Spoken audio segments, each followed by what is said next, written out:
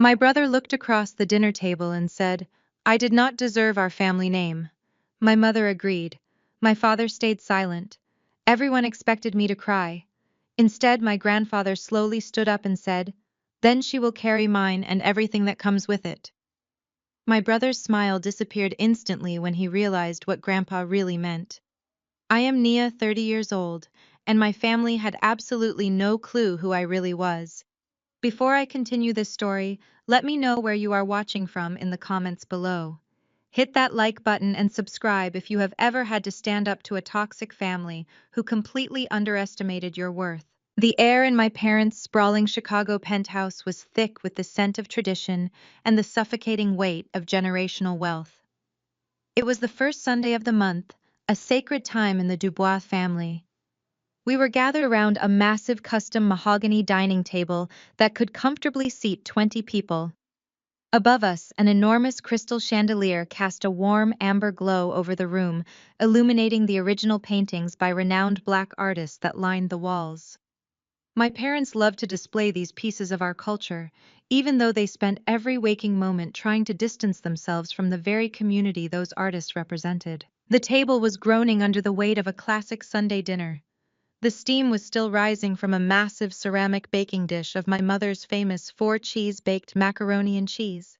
There were platters piled high with perfectly seasoned fried chicken, deep bowls of slow braised collard greens with smoked turkey buttery cornbread still warm from the oven, and sweet candied yams glistening under the dining room lights. For any other family, this would be a feast of love and connection. For the Dubois family, it was just another stage for my brother Trey to exercise his dominance. I was quietly cutting the piece of chicken, enjoying the rare moment of silence, when a thick, heavy stack of legal documents suddenly slammed onto the table. The sudden noise echoed through the grand dining room like a gunshot. Trey had tossed the heavy file across the polished oak wood with such aggressive force that it violently struck my crystal water glass. The glass tipped dangerously, sloshing ice-cold water over the rim and soaking directly into the pristine white linen tablecloth right next to my plate. I did not flinch. I slowly set down my fork and knife. I watched the water pool and spread across the expensive fabric before lifting my eyes to look at my brother. Trey was sitting directly across from me, leaning back in his tall leather chair with the careless arrogance of a man who had never been told no in his entire 34 years of life. He was the undisputed golden child of the Dubois Empire. He wore a custom-tailored suit that probably cost more than most people make in 6 months, his posture radiating a toxic blend of corporate greed and unearned entitlement. He served as the director of the Dubois Investment Fund, a title my parents essentially handed to him on a silver platter the moment he graduated. "Sign it," Trey commanded. His voice was flat, sharp, and stripped of any familial warmth. He pointed a manicured finger at the damp stack of legal papers resting by my plate. "Sign the relinquishment forms, Nia. You are giving up your shares in the family trust fund effective immediately." The entire dining room went dead silent. The clinking of silverware stopped completely. I looked down at the top page of the document. The bold legal text was demanding my absolute surrender of my birthright. They were asking me to voluntarily erase my financial existence from the Dubois legacy. Before I could even process the sheer audacity of his demand, the soft, deliberately sweet voice of his wife cut through the silence. "It really is for the best," Nia Harper said. Harper was my 32-year-old sister-in-law. She was a wealthy white woman from a prominent political family, and she possessed an absolute mastery of weaponized fragility. She loved to play the innocent, well-meaning victim while delivering the most devastating racially coded microaggressions imaginable. She sat next to Trey with perfect posture, her blonde hair flawlessly styled, wearing a pastel designer dress that made her look like a catalog model for affluent suburban wives. Harper reached out with a delicate hand and adjusted the stem of her wine glass, offering me a smile that was so fake it practically cracked her face. "Trey and I are in the final stages of securing land for our new luxury resort project," she continued, her voice dripping with artificial sympathy. "It is going to be a massive undertaking, a world-class destination right here in the city." But the board requires us to show overwhelming liquidity. We need to consolidate the family capital to secure the development rights. We simply need to mobilize your portion of the trust fund to make this vision a reality. I leaned back in my velvet chair, taking a slow, deliberate sip of my sweet tea. I kept my face entirely impassive. Inside my mind, I was calculating every angle, observing every micro expression around the table. They honestly believed I was just going to hand over millions of dollars because they asked. They thought I was weak. They thought I was a failure because I had refused to join the family investment firm, choosing instead to open my own independent consulting agency. They assumed my business was a struggling, insignificant little passion project. They had no idea that I was actually a crisis public relations and financial fixer for the global elite. They had no idea that I personally managed damage control and shadow investments for billionaires, moving amounts of money that would make Trey's entire luxury resort project look like a child's lemonade stand. Honestly, Nia Harper sighed softly, placing a hand on her chest, as if she were deeply pained by the conversation. You have to understand our position. Your little community projects are just not aligning with the Dubois brand anymore. All those initiatives you run down in the slums, those neighborhood centers and youth programs, they are a really bad look for a family of our stature. I felt a cold, sharp focus settle over me. The camera in my mind pushed in slowly on Harper's smug, condescending face. She had just referred to the historic black neighborhoods, where my grandfather had started his very first business as slums. She was sitting in a house paid for by generational wealth generated from those exact streets, and she was casually insulting the people who lived there. We are elevating the family name to a new tier of high society. Harper went on, taking a sip of her expensive red wine. Especially now that Trey is laying the groundwork for his city council run next year. We need to project elite, untouchable success to our investors and the political donors. Your struggling neighborhood charities, and your insistence on associating with that element just drag down our family reputation. It makes us look common. You do understand that, do you not, sweetie? I looked at her, watching the way she batted her eyelashes, completely convinced of her own superiority. She was asking me to fund her gentrification project while actively degrading the community I loved. She wanted to erase the history of the Dubois family and replace it with a sterilized, whitewashed country club aesthetic. Trey nodded in agreement with his wife, leaning forward and resting his elbows on the table. You have been playing savior for years, Nia. And where has it gotten you? He sneered. You are 30 years old and you have nothing to show for it. No real career, no political influence, no real money. Dad and Mom have spent years covering for your embarrassing career choices, telling their friends you are just finding yourself. Well, the time for finding self is over. The family needs this capital to grow. You are going to sign those papers today, or you are going to find yourself entirely cut off from this family. I slowly turned my gaze from Trey to my parents, waiting to see if they would intervene. I waited to see if my mother would defend me, or if my father would remind Trey that the trust fund was set up by Pops to ensure all his grandchildren were protected equally. They did absolutely nothing. My mother Lorraine just stared down at her plate of food, refusing to meet my eyes, her silence speaking volumes about where her loyalties truly rested. My father Elias simply swirled the ice in his whiskey glass, looking mildly annoyed that this business transaction was interrupting his Sunday dinner. They had made their choice. They were sacrificing their daughter to feed the endless, insatiable greed of their golden son. The silence in the dining room stretched out heavy and suffocating. The air felt charged with electricity. I looked down at the legal document one more time. The paper was crisp, the legal jargon dense and aggressive. I slowly reached out and placed my hand flat against the document. I could feel Trey's triumphant gaze on me. He thought he had won. He thought he had cornered the weak, helpless little sister.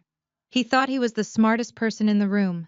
He was about to find out just how disastrously wrong he was. The scrape of heavy silver against fine bone china suddenly shattered the suffocating tension in the room. My mother Lorraine broke the silence with a deliberate, calculated movement that spoke volumes about her priorities.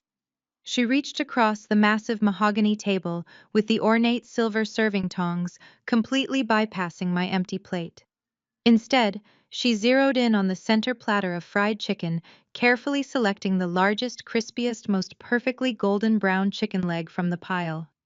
With a motherly fondness she reserved exclusively for one person in the room, she dropped the choice piece of meat onto Trey's plate with a heavy, satisfying thud. She took a pristine white linen napkin and slowly wiped her fingers, refusing to look in my direction. She took a sip of her ice water, swallowed, and finally raised her eyes to meet mine. They were completely devoid of any maternal warmth, replaced entirely by the cold, assessing glare of a corporate board member dealing with an insubordinate employee. "Sign the documents, Naya," she said, her voice smooth but carrying an undeniable edge of absolute authority. "You have embarrassed this house and this family name quite enough." I sat perfectly still, absorbing the casual cruelty of her words. "When you threw away that highly competitive, prestigious internship at Chase Bank 5 years ago," my mother continued, her tone dripping with disappointment, "your father and I were humiliated. We pulled every string we had to get you into that program. And what did you do? You abandoned a guaranteed six-figure starting salary to run around the city doing those nowhere jobs. You opened that little consulting office in a strip mall and started playing savior to people who will never amount to anything. We turned a blind eye to it. We let you have your little rebellion because we thought you would eventually grow out of it and come to your senses. But you are 30 years old now. You are not a child playing charity worker anymore." She pointed a manicured finger toward my brother, who was currently tearing into the chicken leg she had just served him with a look of supreme satisfaction. "Trey is the actual future of this family," my mother stated with absolute conviction.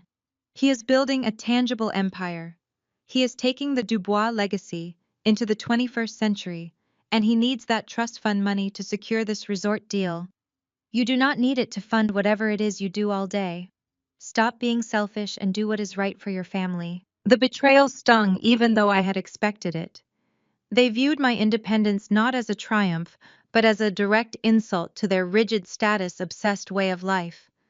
I slowly shifted my gaze to the head of the table. I looked at my father, Elias, the man who had taught me how to read complex financial statements when I was only 12 years old. He was the man who used to pat my head and call me his brilliant little executive before Trey was old enough to overshadow me. Now Elias was suddenly incredibly interested in the melting ice cubes swirling around in his expensive crystal bourbon glass. He turned his head slightly, deliberately staring at a painting on the far wall, actively avoiding my gaze. He refused to look at me. The silence radiating from him was a much heavier and far more devastating blow than my mother's harsh words. They had orchestrated this entire ambush together. They had discussed stripping me of my inheritance behind closed doors, weighing my worth against Trey's, and they had mutually agreed that I was entirely expendable. I slowly moved my hand off the damp legal documents. I looked directly at Harper. My sister-in-law was still wearing that sickeningly sweet, victorious smile, her posture relaxed, utterly convinced that she was completely untouchable. She thought she had my parents wrapped so tightly around her finger that she could insult me in my own childhood home without facing a single consequence. I kept my voice dangerously low and perfectly steady, channeling every ounce of the ruthless corporate fixer I truly was into my tone. "You talk a whole lot about the elite Dubois brand, Harper," I said, watching her smile falter just a fraction of an inch. "You talk about projecting an untouchable high society image to the political donors and the real estate board. That is an incredibly fascinating perspective coming directly from you. Tell me, does that elite, flawless image include your spectacular performance at First AME Church last Easter Sunday?" Harper's fake smile vanished instantly. The color rapidly drained from her perfectly bronzed cheeks, leaving her looking pale and suddenly very fragile. "Because I distinctly remember the details of that morning." I continued, leaning forward slightly refusing to let her look away. "I remember you showing up to the most important Sunday service of the year. 3 margaritas deep before noon, wearing a sundress so breathtakingly inappropriate that the head usher had to physically hand you a modesty shawl in the foyer." Trey stopped chewing. My mother gasped softly. I did not stop. "I remember you loudly and aggressively arguing with the pastor's wife in the vestibule because she politely asked you to lower your voice while the youth choir was singing their solo." I remember you slurring your words, stumbling blindly into the communion table, and making a complete unmitigated spectacle of yourself in front of the exact same conservative city council members Trey is currently begging for campaign donations. I tilted my head, studying her horrified expression. You want to sit here and talk to me about dragging down the family reputation? You want to lecture me about looking common? I asked, my voice slicing through the dining room like a scalpel. You are the walking, talking definition of a public relations liability. You do not elevate this family, Harper. You just spend my grandfather's hard-earned money to buy the class and elegance you inherently lack. For one split second, the dining room was so quiet I could hear the faint hum of the air conditioning unit through the vents. Then the room completely erupted. But the explosion of anger was not directed at Harper. It was entirely directed at me. Harper let out a loud theatrical gasp, her hand flying up to cover her mouth as if she had just been physically struck. On perfect cue, her eyes welled up with massive, heavy tears. Her lower lip began to tremble violently. She let out a broken, jagged sob that echoed off the high ceilings, and she immediately slumped against Trey's shoulder, burying her face deep into the lapel of his custom-tailored suit. I try so incredibly hard to be a good part of this family, Harper wailed, her voice muffled and shaking with manufactured devastation. I just wanted to help Trey build our future together. Why is she always so incredibly hateful to me? I have never done anything but try to support her little charities and be a good sister to her. It was an absolute masterclass in emotional manipulation. It was the flawless weaponization of white female tears deployed in the center of a wealthy black household, and my entire family fell for it hook, line, and sinker. My mother slammed both of her hands flat onto the dining table, rattling the silverware. Nia Dubois, she shrieked, her voice shrill with genuine fury. How dare you speak to your sister-in-law that way? She is trying to help secure the financial future of this family. You owe her a sincere apology right this exact second. My father finally looked up from his bourbon glass, his brow furrowed in deep, righteous anger. He pointed a stern finger at me from the head of the table. That was entirely uncalled for, Nia. We are having a serious business discussion about capital allocation, and you instantly resort to petty, vicious personal attacks against your brother's wife. You are acting exactly like a petulant, jealous child. Apologize to Harper immediately. I stared at them in absolute disbelief. They were actively ignoring the fact that Harper had just insulted my life's work, my community, and my entire existence less than 3 minutes ago. They were choosing to comfort the woman who had openly disrespected our culture, simply because she had managed to squeeze out a few strategic tears. Trey did not ask for an apology. Trey exploded. He pushed his heavy leather dining chair back with such violent force that it tipped over backwards and crashed loudly onto the polished hardwood floor. He stood up abruptly, his chest heaving, his face flushed dark red with absolute unrestrained rage. He pointed his finger directly at my face, leaning his entire body weight across the ruined Sunday dinner, knocking over a crystal salt shaker in the process. You are a bitter, jealous, pathetic failure, Trey screamed, the veins in his neck bulging against his silk collar. His voice vibrated with absolute contempt, echoing loudly through the large estate. You sit there acting so high and mighty, pretending you have some sort of moral superiority, while you contribute absolutely nothing of value to this legacy. You resent Harper because she is actually building a real future with me, while you play in the dirt with people who do not matter. I did not break eye contact. I let him scream, memorizing every single word he was saying, filing it away for the exact moment I would utterly destroy his life. You are a parasite, Nia Trey continued, spitting the words across the table. You drain our parents' patience, you embarrass this family with your poverty and your lack of ambition, and you stand directly in the way of real, tangible financial progress. You do not belong at this dinner table. You do not belong anywhere near the family business. He raised his fist and slammed it down hard onto the stack of legal documents right next to the spreading puddle of spilled water, splashing droplets onto his expensive cuff. And you sure as hell do not deserve to carry the Dubois name, Trey roared, his voice cracking with pure malice. Sign the damn papers right now and get out of my house. The echo of Trey's vicious scream bounced off the high vaulted ceilings of the dining room, hanging in the air like a thick, toxic fog. For 10 agonizing seconds, absolutely no one moved. The entire family sat in a frozen collective anticipation. They were waiting for my spirit to finally snap. Harper subtly adjusted her posture, practically vibrating with smug satisfaction, her eyes fixed entirely on my face, hungrily searching for the first sign of a tear. My mother kept her gaze firmly glued to her plate, playing the role of the passive innocent bystander, while actively allowing my execution.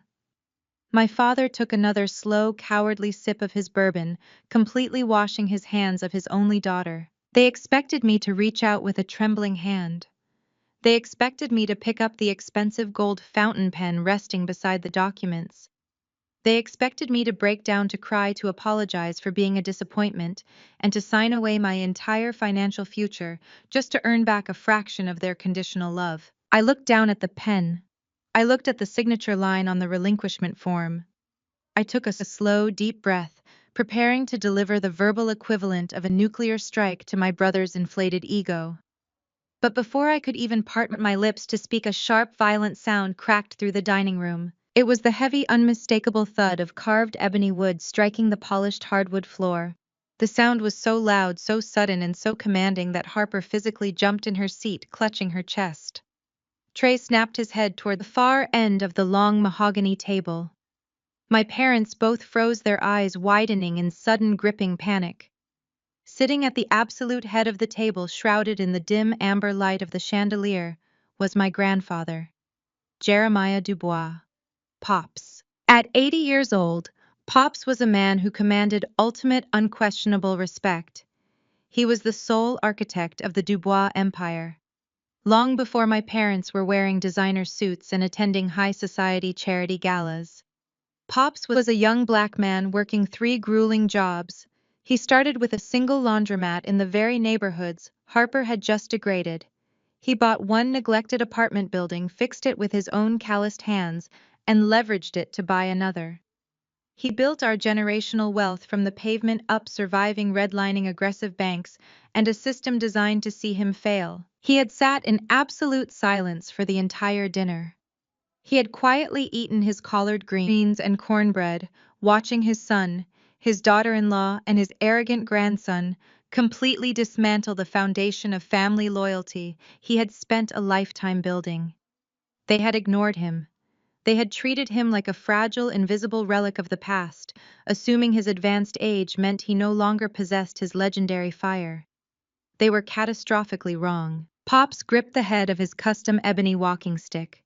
With a slow, terrifying deliberation, he pushed himself up from his heavy velvet armchair. The scraping of his chair against the floor sounded like a warning siren. He stood at his full height, his broad shoulders squared, his dark eyes burning with an intensity that made the air in the room feel 10 degrees colder. "Dad, my father." Elias started, his voice suddenly pitching up with nervous, frantic energy. "Dad, please sit down. You should not be getting worked up. Trey and Nia are just having a little sibling disagreement. It is just business. Let us handle this." Pops did not even look at his son. He kept his furious, unyielding gaze locked entirely on Trey. "A little sibling disagreement," Pops repeated. His voice was a deep, resonant rumble, gravel and thunder rolling through the dining room. It carried the weight of a man who had stared down ruthless corporate sharks and won. He slowly turned his head to look at my father. "Elias, you sit at my table eating the food my money paid for in a house my legacy built, and you allow your boy to speak to your daughter like she is an animal in the street. You are a weak, pathetic excuse for a father." My father shrank back into his chair, looking like a scolded child. My mother's face drained of all her hands shaking as she dropped her napkin into her lap. Pops turned his attention back to Trey. He took one slow, heavy step forward. The tap of his cane echoed again. "You think you are a king, Trey Pops," said his voice dropping to a dangerously quiet volume. "You wear those expensive suits and you sit in boardrooms playing with spreadsheets, and you actually believe you built this empire. You did not build a single thing in your entire life. You inherited a kingdom, and you act like you conquered it." Trey's jaw tightened. He stood his ground, but I could see the subtle tremor in his hands. "Grandpa, you do not understand the market right now," Trey argued, trying to mask his panic with corporate arrogance. "Nia is an active liability to our brand. The investors want a clean, streamlined family front. She refuses to assimilate. She refuses to contribute to the fund. She does not deserve to benefit from the Dubois name while she actively drags it through the mud. Pops let out a short, harsh laugh that held absolutely no humor. The Dubois name, Pops said, tasting the words as if they were bitter. You talk about this name like it is a corporate trademark. You talk about it like it is a country club membership.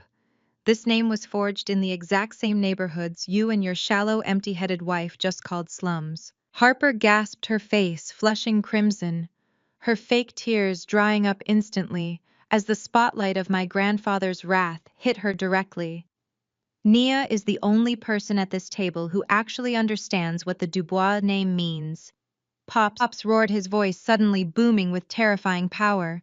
She is the only one building up our people instead of stepping on their necks to climb a social ladder, built by people who will never truly accept you. Pops lifted his ebony cane and pointed it straight at Trey's chest. The entire room stopped breathing. You say she does not deserve to carry the Dubois name, Pops growled, his eyes narrowing into dark, lethal slits. If my granddaughter does not deserve to carry this name, then she will be the only one to carry my name, and she will take over absolutely everything that comes with it. The silence that followed was absolute and deafening.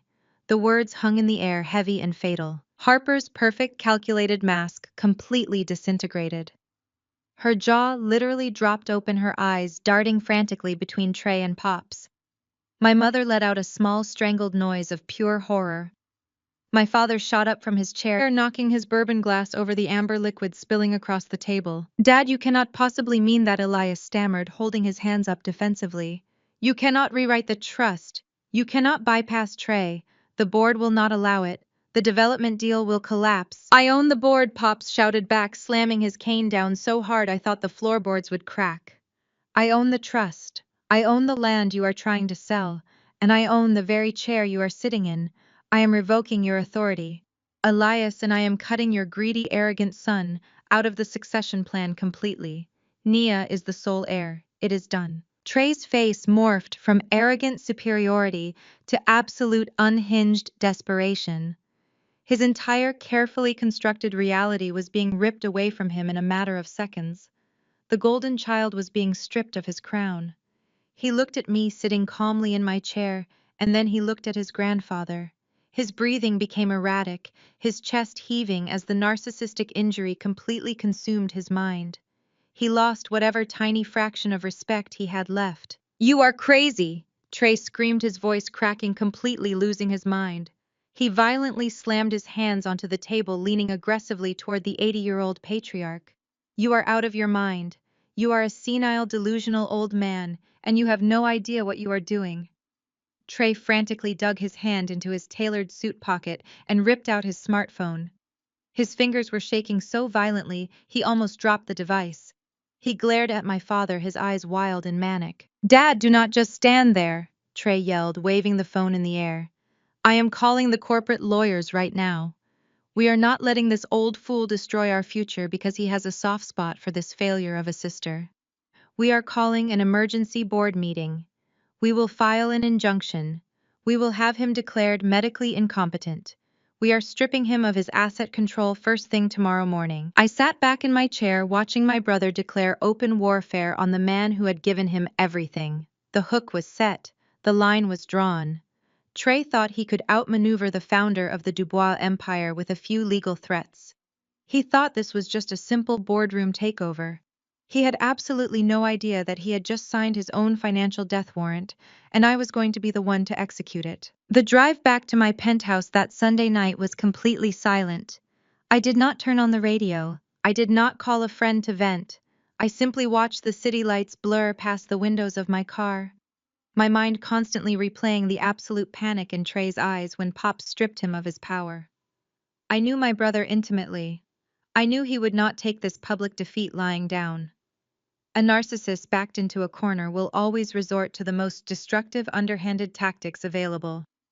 I just did not expect him to stoop to attempted murder. The next morning began like any other Monday. I woke up at 5 o'clock in my luxury high-rise apartment overlooking Lake Michigan.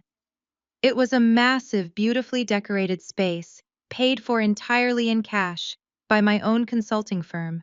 A fact my family conveniently chose to ignore because it did not fit their narrative of my failure. I was standing in my pristine marble kitchen, holding a cup of black coffee and reviewing overseas market trends on my tablet when my personal phone rang. The caller ID displayed Northwestern Memorial Hospital. Dr. Sterling Pops, primary cardiologist, sounded deeply uncomfortable when I answered the call. He was a brilliant surgeon, a man who rarely sounded rattled, but today his voice was tight with severe bureaucratic anxiety. Miss Dubois, he began, hesitantly clearing his throat. I am calling regarding Jeremiah's scheduled valve replacement surgery tomorrow morning. I am afraid we have hit a significant administrative roadblock. I asked him what he meant, assuming it was a minor insurance glitch or a scheduling conflict. The reality was a cold-blooded execution of power. Dr. Sterling explained that less than an hour ago, my father Elias and my brother Trey had marched directly into the hospital's legal department, accompanied by two aggressive corporate attorneys. They had presented an emergency medical proxy and a temporary financial conservatorship order, signed by a judge they likely bribed. They claimed that Pops was suffering from severe undiagnosed dementia. They argued that his sudden outburst at dinner the previous night was undeniable proof of his cognitive decline and erratic behavior.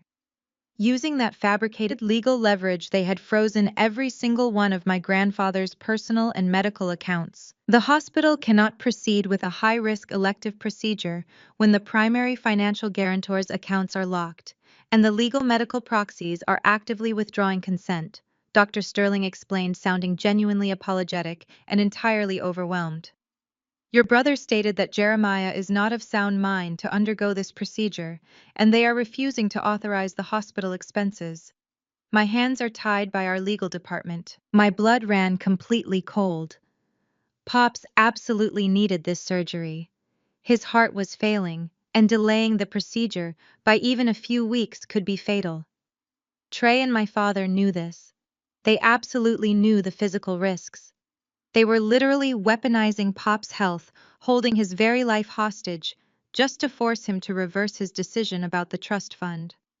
They were willing to let the man who built our entire family legacy die on a technicality, just so Trey could secure the funding for his luxury real estate deal. Before I could even formulate a response to the doctor, my tablet began lighting up with a rapid, blinding succession of news alerts.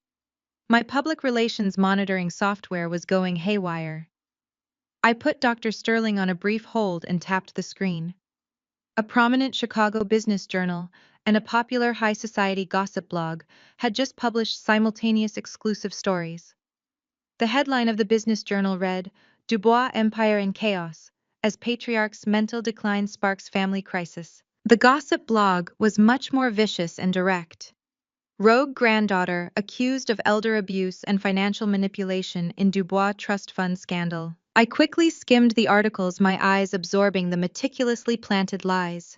The pieces were filled with inflammatory quotes from an anonymous source remarkably close to the family.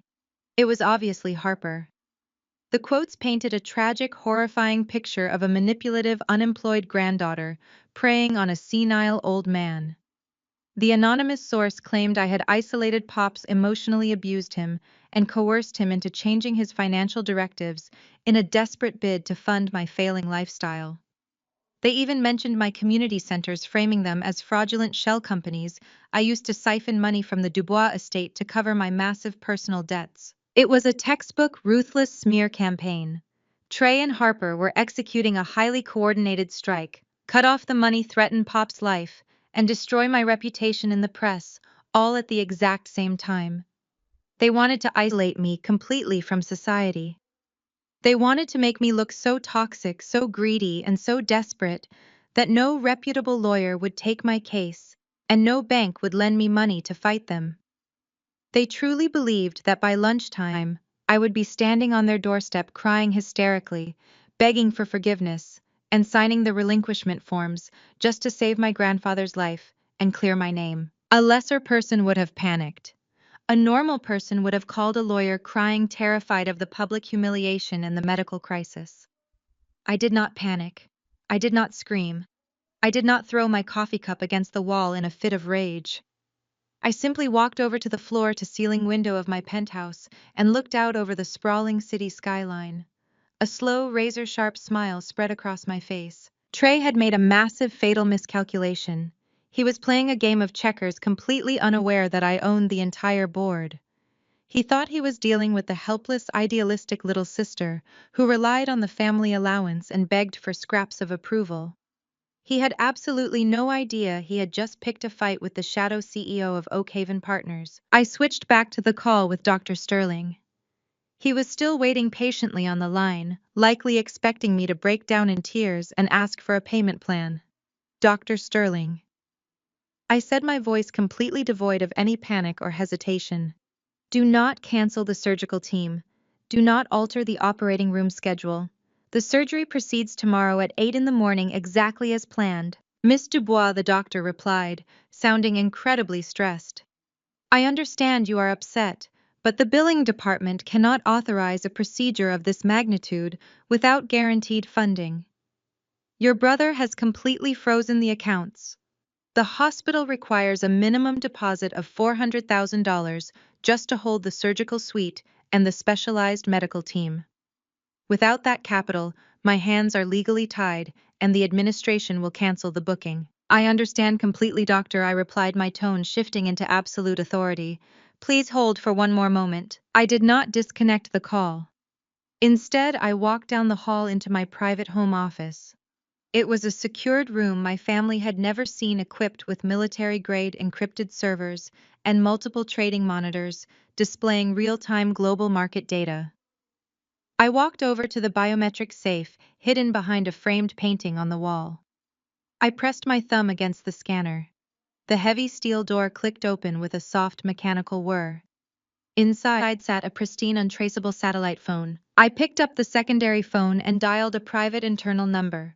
It rang exactly once before being answered by Marcus, my chief financial officer at Oakhaven. Good morning, Nia, Marcus said, his voice crisp and strictly professional. What do we need today? Marcus, I need an immediate expedited wire transfer. I instructed, my eyes tracking the scrolling financial data on my screens. I need $500,000 in liquid cash routed directly to the private billing department at Northwestern Memorial Hospital.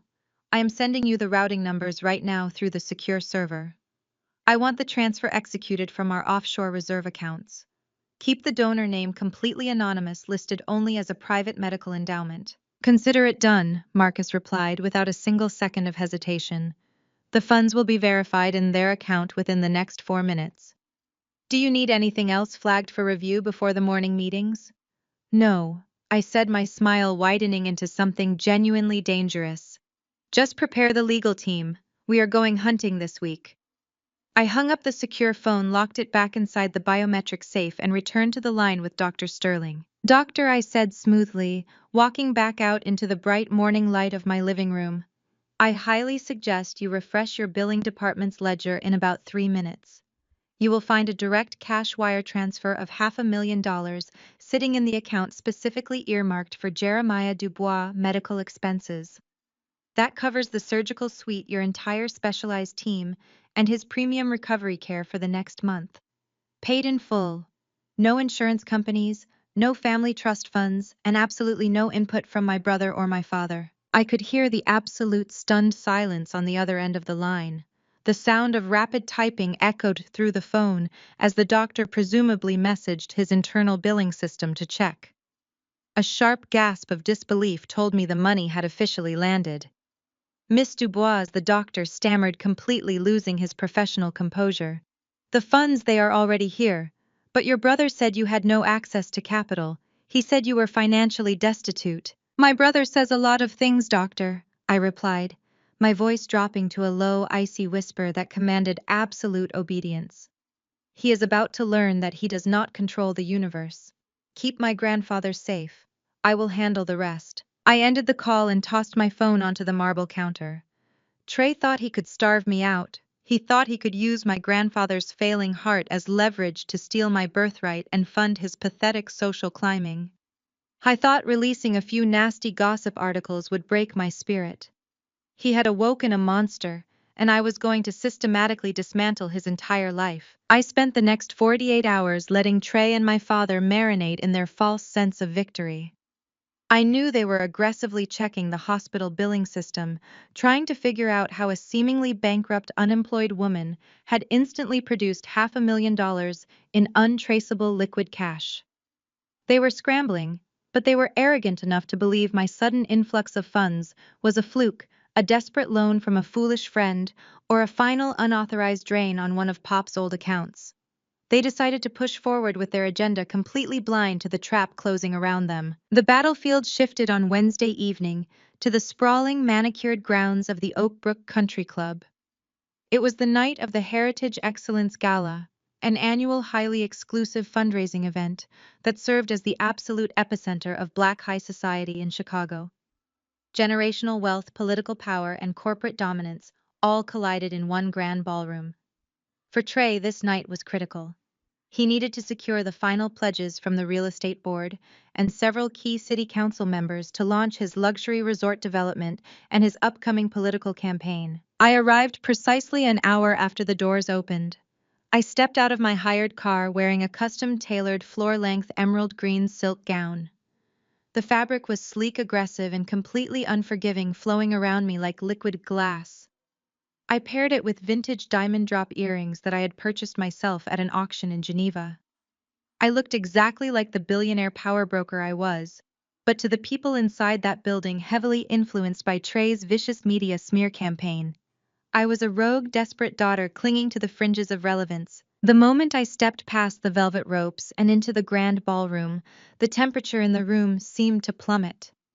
I could instantly feel the heavy judgmental weight of 100 pairs of eyes locking onto me.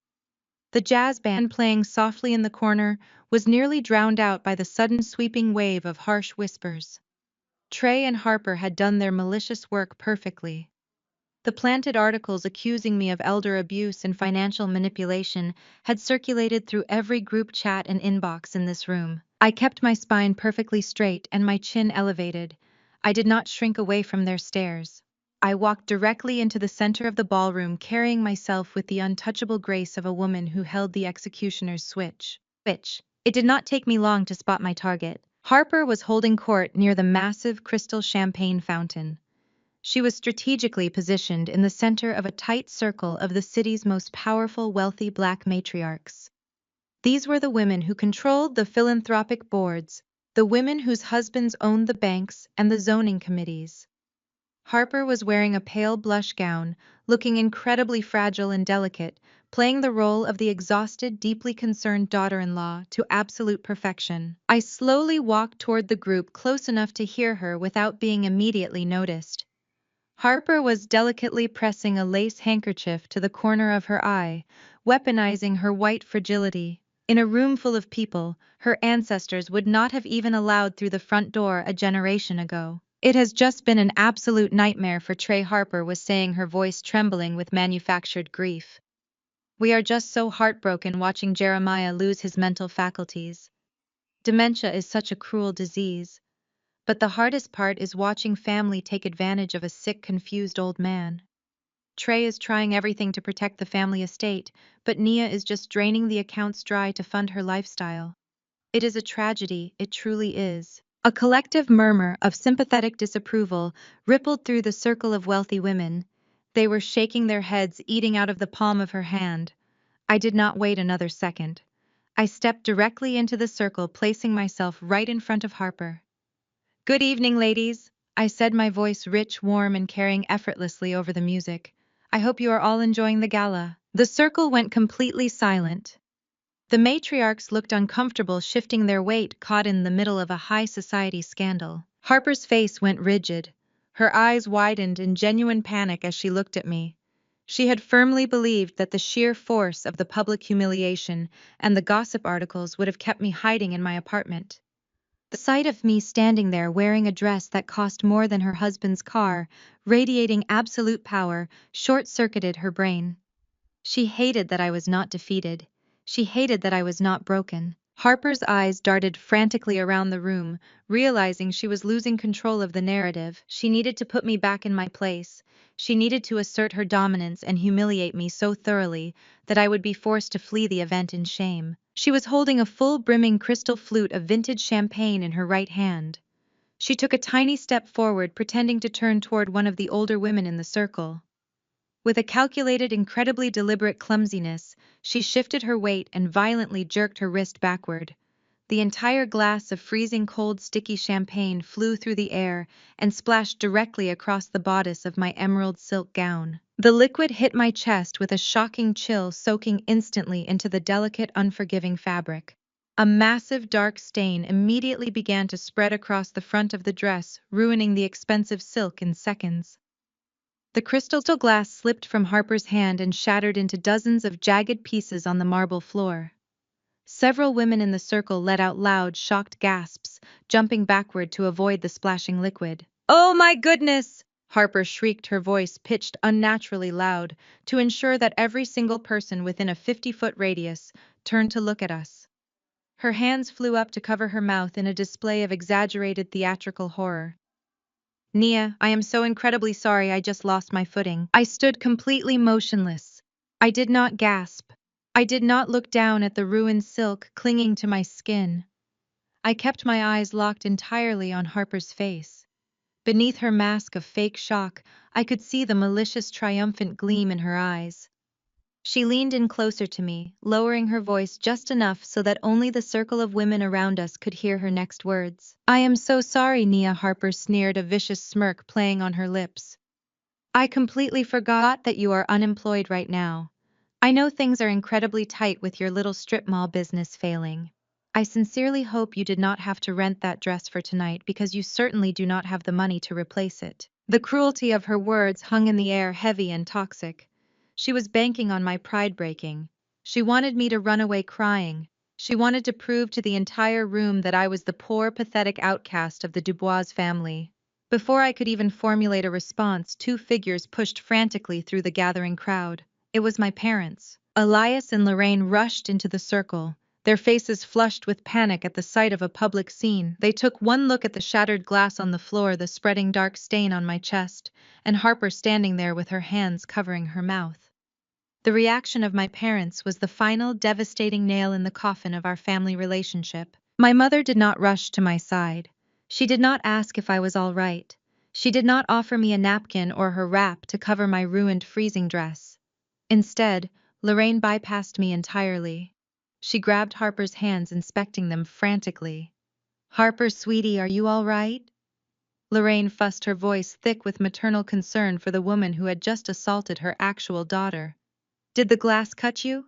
Come here, let us get you away from this mess before you ruin your shoes." My father turned on me, his face twisted in a scowl of deep embarrassment. He lowered his voice into a harsh, angry hiss, stepping close to my face so the donors would not hear his exact words, but his aggressive posture was visible to everyone. "Nia, look at what you have done," Elias scolded me, his eyes full of pure contempt. "You cannot even be in the same room as your sister-in-law without causing a disruptive, humiliating scene. You are upsetting Harper in front of the most important board members in the city. You need to leave, right now. Go home and stop embarrassing this family." My father then turned his back on me. He faced the wealthy matriarchs, putting on his smoothest corporate smile, bowing his head slightly. "I apologize profusely for my daughter's erratic behavior, ladies," he said smoothly. "It has been a very stressful week for her, and she is clearly not in her right mind. Please excuse the disruption." I stood in the center of the country club ballroom, freezing champagne, soaking through my dress, publicly discarded by the very people who brought me into this world. My mother was actively comforting my attacker. My father was actively apologizing to the public for my existence. They had just chosen their side definitively and permanently. They had chosen the illusion of power over their own flesh and blood. I looked at my mother, wiping imaginary tears from Harper's eyes. I looked at my father, desperately trying to smooth over the social ripples. The camera in my mind pushed in slowly on my own face. I did not shed a single tear. I did not raise my voice.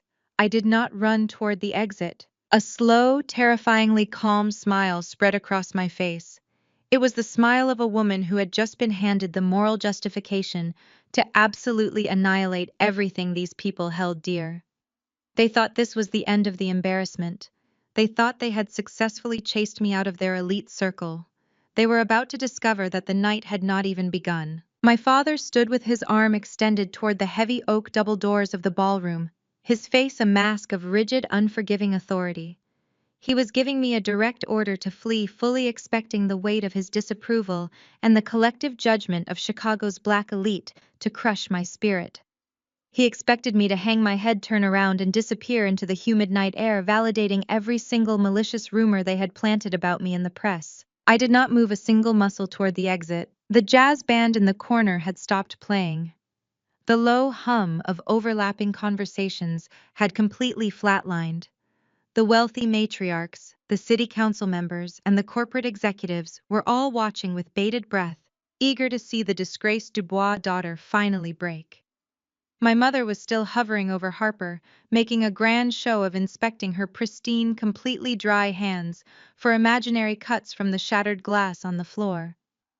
A passing waiter had rushed over with a tray, hastily handing Harper a fresh crystal flute of sparkling water to calm her manufactured nerves.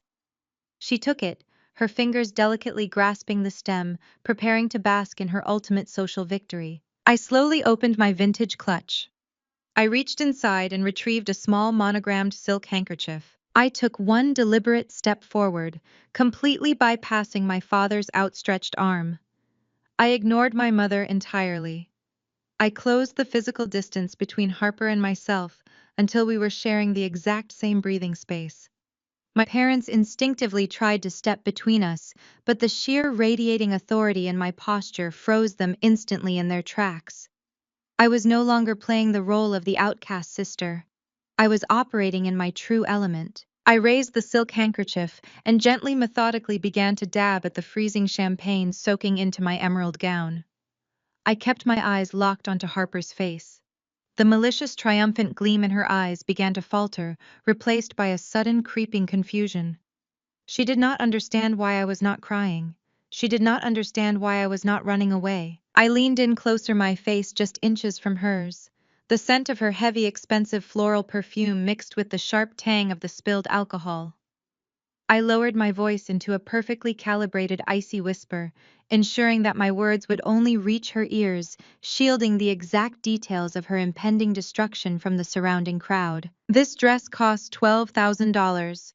I whispered, my tone smooth and razor sharp. It is a minor inconvenience, but it is absolutely nothing compared to the massive financial crater you are about to fall into. Harper's breath hitched. She tried to lean back, but I stepped closer, trapping her in my orbit. I know exactly how you and Trey have been funding your new elevated high society lifestyle. I continued softly, my eyes tracking the sudden erratic pulse beating frantically at the base of her neck. I know about the offshore Swiss reserve account. I know about the shadow corporation registered in the Cayman Islands. And I know that Trey illegally diverted $3 million of investor capital from the Dubois Family Commercial Fund to purchase that 90-foot luxury yacht for your birthday last month. Harper's face drained of all color. The delicate blush painted on her cheeks looked suddenly stark and unnatural against her sickly pale skin. Her lips parted, but no sound came out. You see, Harper, I whispered, smiling pleasantly, for the benefit of the watching audience. While you were busy planting cheap gossip articles about me in local tabloids, I was busy making a phone call to the Internal Revenue Service. That specific offshore account is currently in the active crosshairs of the Federal Criminal Investigation Division. They have the routing numbers. They have the wire transfer signatures. They have the yacht registration documents. I tilted my head, watching the absolute, unadulterated terror shatter her carefully constructed facade. So tell me, sweetie, I asked, my voice laced with lethal sweetness. When the federal agents freeze your bank accounts and raid your penthouse, who do you think is going to be forced to wear a prison jumpsuit first? The rogue, unemployed granddaughter you despise, or the greedy wife holding the primary title to a maritime vessel purchased with stolen corporate funds? Harper let out a sharp, choked gasp. Her eyes widened to the size of saucers, filling with genuine hyperventilating panic. The reality of federal tax evasion and corporate embezzlement crashed down on her all at once. She tried to take a step backward to get away from me, but her knees visibly buckled. Her hands began to shake with such violent tremors that she completely lost her grip on reality and her beverage. The fresh crystal flute slipped directly through her fingers. It hit the marble floor with a loud, ringing crash, shattering into jagged shards and splashing icy water across the hem of her own expensive blush gown. Harper did not even notice the mess. She stared at me as if I had just transformed into the devil himself. She clutched her chest, her breathing shallow and rapid, completely unable to form a single coherent sentence. "What is going on here?" The booming, aggressive voice of my brother cut through the tense silence of the ballroom. Trey aggressively pushed his way through the circle of wealthy matriarchs, his face flushed with anger, his jaw set in a tight, furious line. He had been across the room schmoozing with the real estate board, but the sound of the second shattered glass had drawn his immediate attention. He stormed into the center of our circle, taking one look at Harper's pale, trembling form and my calm, composed posture. He immediately threw a protective arm around his wife, pulling her close to his side. "What did you just do to her?" Trey demanded, pointing a rigid finger directly at my face. He turned to my parents, who were standing frozen in shock. "I thought I told you to get her out of this building. I will call security right now and have her physically dragged out into the parking lot." Harper grabbed the lapel of Trey's suit jacket, her knuckles turning white. "Trey," she wheezed, her voice a terrified, breathless whisper. "Trey, the offshore account. The boat. She knows." Trey's entire body went rigid. The aggressive, domineering anger vanished from his face in a fraction of a second, replaced by the exact same sickening pallor that had just overtaken his wife. He looked at me, his eyes wide and searching, silently begging for confirmation that he had misheard her. I offered him a bright, exceptionally polite smile, gently adjusting the strap of my vintage clutch. Before Trey could even open his mouth to demand an explanation, a sharp, intrusive sound pierced the air. It was his personal cell phone ringing from inside his tailored breast pocket. It was a specific, high-priority ringtone he only used for the lead financial counsel of the Dubois Family Trust. Trey hesitated. He looked at me, then down at his phone. The device kept buzzing insistently, a demanding vibration that echoed the sudden spiraling panic in his chest. With shaking fingers, he pulled the phone out and pressed it to his ear, never taking his eyes off my face. "What is it?" Trey snapped into the receiver, trying desperately to maintain his commanding alpha male persona in front of the surrounding crowd. "We are in the middle of the fundraising gala. This better be an emergency." I watched the exact moment his entire world collapsed. I watched his shoulders slump. I watched his mouth fall open. I watched the arrogant, untouchable golden child of the Dubois family realize that he had just stepped into a bear trap. "What do you mean the debt was purchased?" Trey stammered, his voice cracking completely, forgetting his audience. He took a stumbling step backward, releasing his grip on Harper. "No, that is impossible. We structured that loan internally. The bank cannot just sell the mortgage without notifying me." The voice on the other end of the line was frantic, buzzing loudly enough for me to hear the panicked cadence, though the exact words were muffled. Trey began pacing in a small, tight circle, rubbing his free hand over his face. "You listen to me," he yelled into the phone, his voice echoing off the crystal chandeliers. "That specific portfolio contains the historical properties. That is the original laundromat.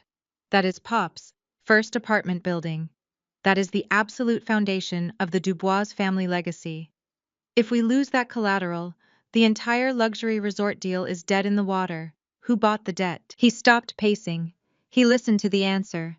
His phone slowly dropped from his ear, hanging limply at his side. He looked at my mother, who was staring at him in total confusion. He looked at my father, who was suddenly stepping forward, demanding to know what was happening to the family trust. Finally, Trey looked directly at me. His eyes were filled with a mixture of absolute dread and creeping, horrifying realization. I had leveraged the heart and soul of my grandfather's historical legacy to secure the funding for his gentrification project. He had put the blood, sweat, and tears of our ancestors up as collateral, assuming he could control the bank just like he controlled our parents. An anonymous corporate holding firm just bought the entirety of our outstanding debt. Trey whispered, his voice shaking so badly it barely carried across the circle. They bought the mortgage on the historical properties. They hold the deed. They can foreclose on our entire legacy tomorrow morning. I smiled, a genuine radiant expression of pure victory. I turned on my heel, the ruined silk of my emerald dress flowing behind me, and walked gracefully toward the exit, leaving my family drowning in the wreckage of their own greed. Less than 4 hours after the hospital wire transfer cleared the heavy mahogany double doors of my penthouse did not just open, they were violently thrown wide.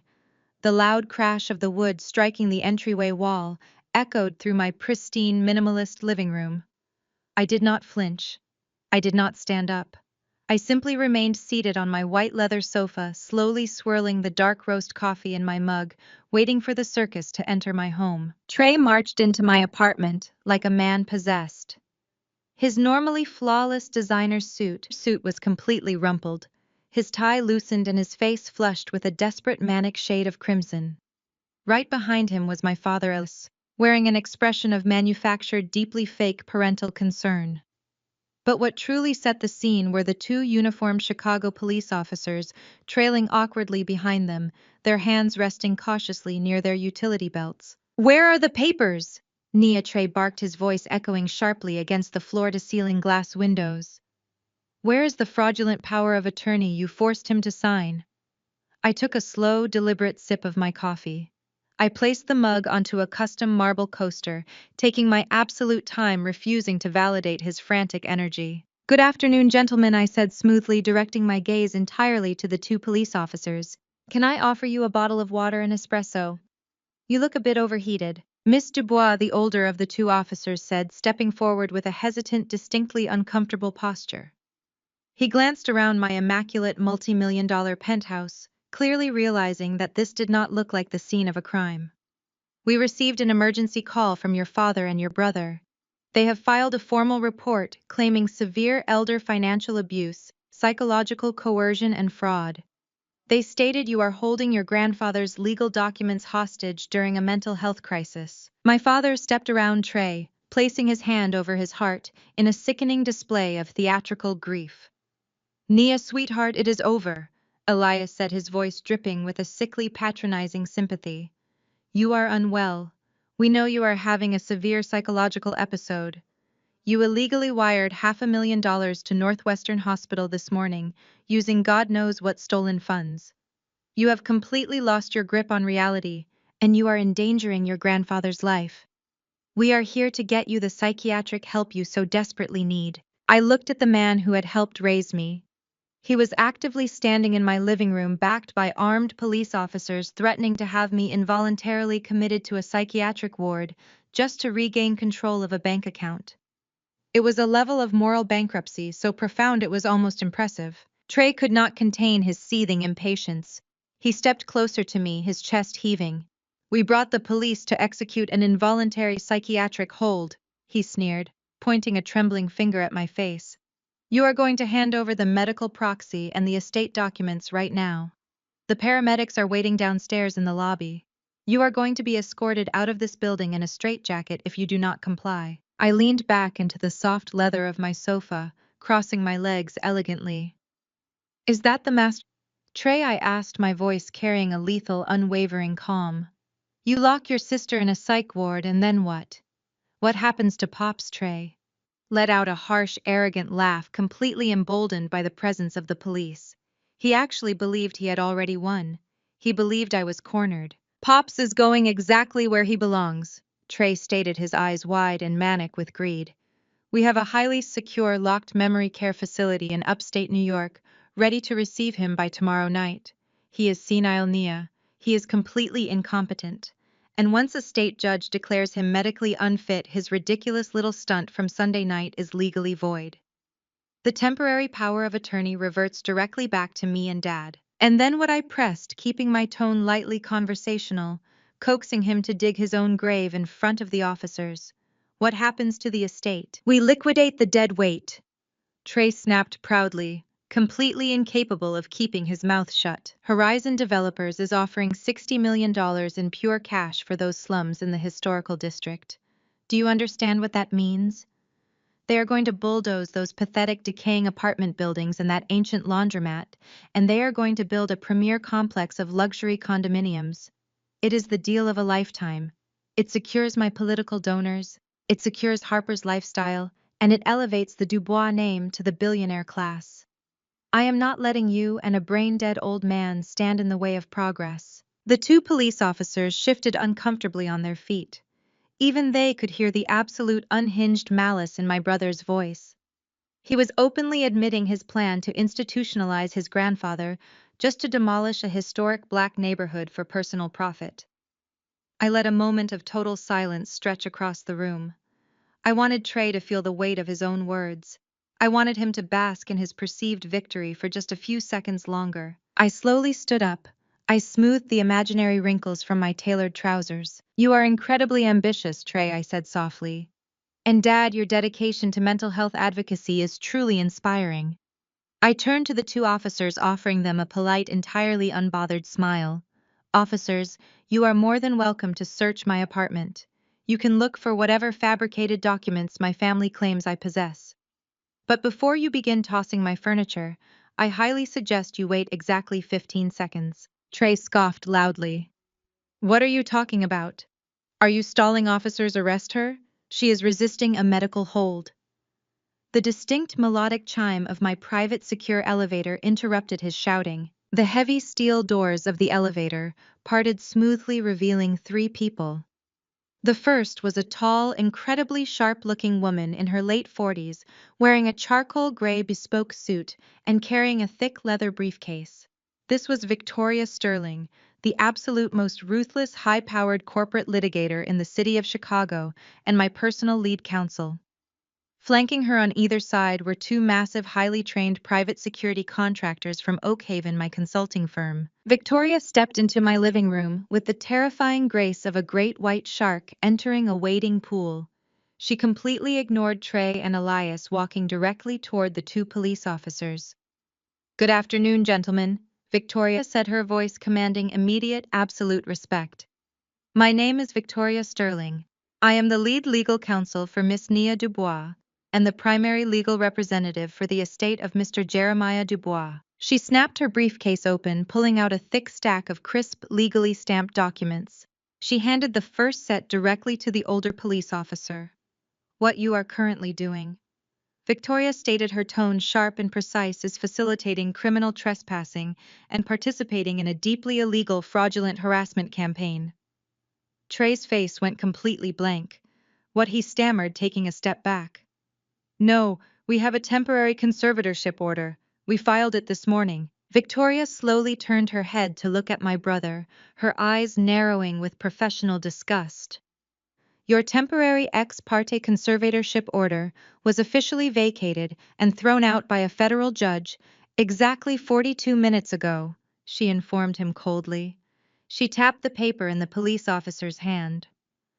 "As you can clearly see right there on page 3, Mr. Jeremiah Dubois underwent a comprehensive 4-hour cognitive evaluation yesterday afternoon, administered by 3 independent board-certified neurologists. He scored in the 99th percentile for mental acuity.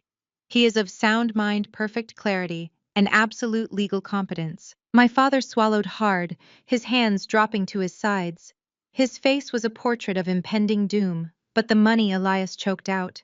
"The $500,000 she stole to pay the hospital." "Miss Dubois did not steal a single dime," Victoria corrected smoothly, handing the second document to the police officers. "That transfer was executed from her own private corporate reserve. A corporation, I might add, that generates more net revenue in a single financial quarter than the entire Dubois family trust does in 5 years. Miss Dubois is the sole legally verified medical and financial proxy for her grandfather by his own completely competent choice." Victoria then reached into her briefcase one final time. She pulled out 2 brightly colored, highly visible legal folders. She walked right up to Trey and shoved the first folder aggressively against his chest. He reflexively grabbed it. She handed the second one to my father. Furthermore, Victoria announced, her voice echoing with total finality, "You have both just been officially served. These are permanent court-ordered emergency restraining orders. You are legally barred from coming within 500 feet of Miss Nia Dubois, Mr. Jeremiah Dubois, or Northwestern Memorial Hospital. If you attempt to contact the surgical team, if you attempt to access the historical properties, or if you step foot in this penthouse again, you will be immediately arrested and jailed without bail." The police officers immediately stepped away from my family. The dynamic in the room flipped instantly. They were no longer here to help Trey. They suddenly realized they had been manipulated into participating in a fraudulent civil dispute by two desperate wealthy men. "Sir," the older officer said, putting a firm, heavy hand on Trey's shoulder, "you and your father need to exit the premises immediately. You have been served. You are trespassing." Trey looked down at the restraining order in his hands. His chest was heaving. He looked at the police officers, then at the private security contractors, and finally his panicked, furious eyes locked onto mine.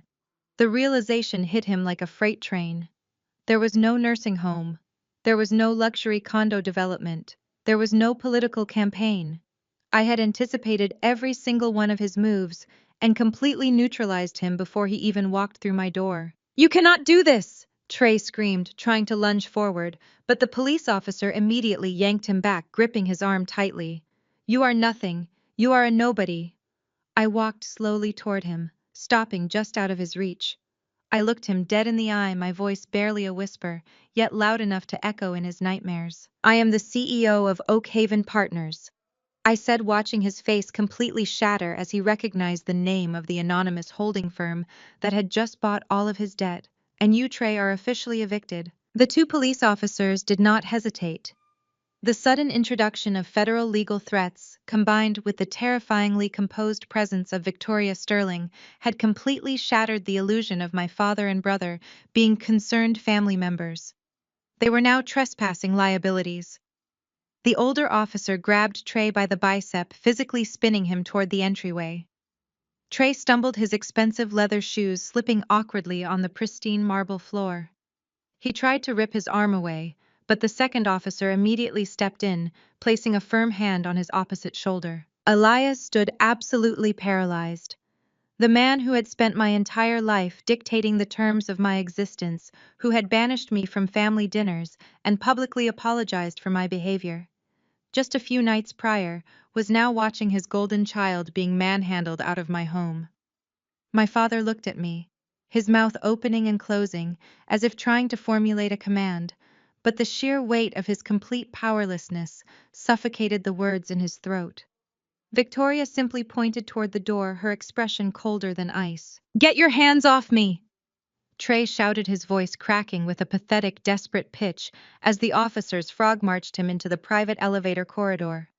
"I am Trey Dubois. I run this city. You cannot do this to me."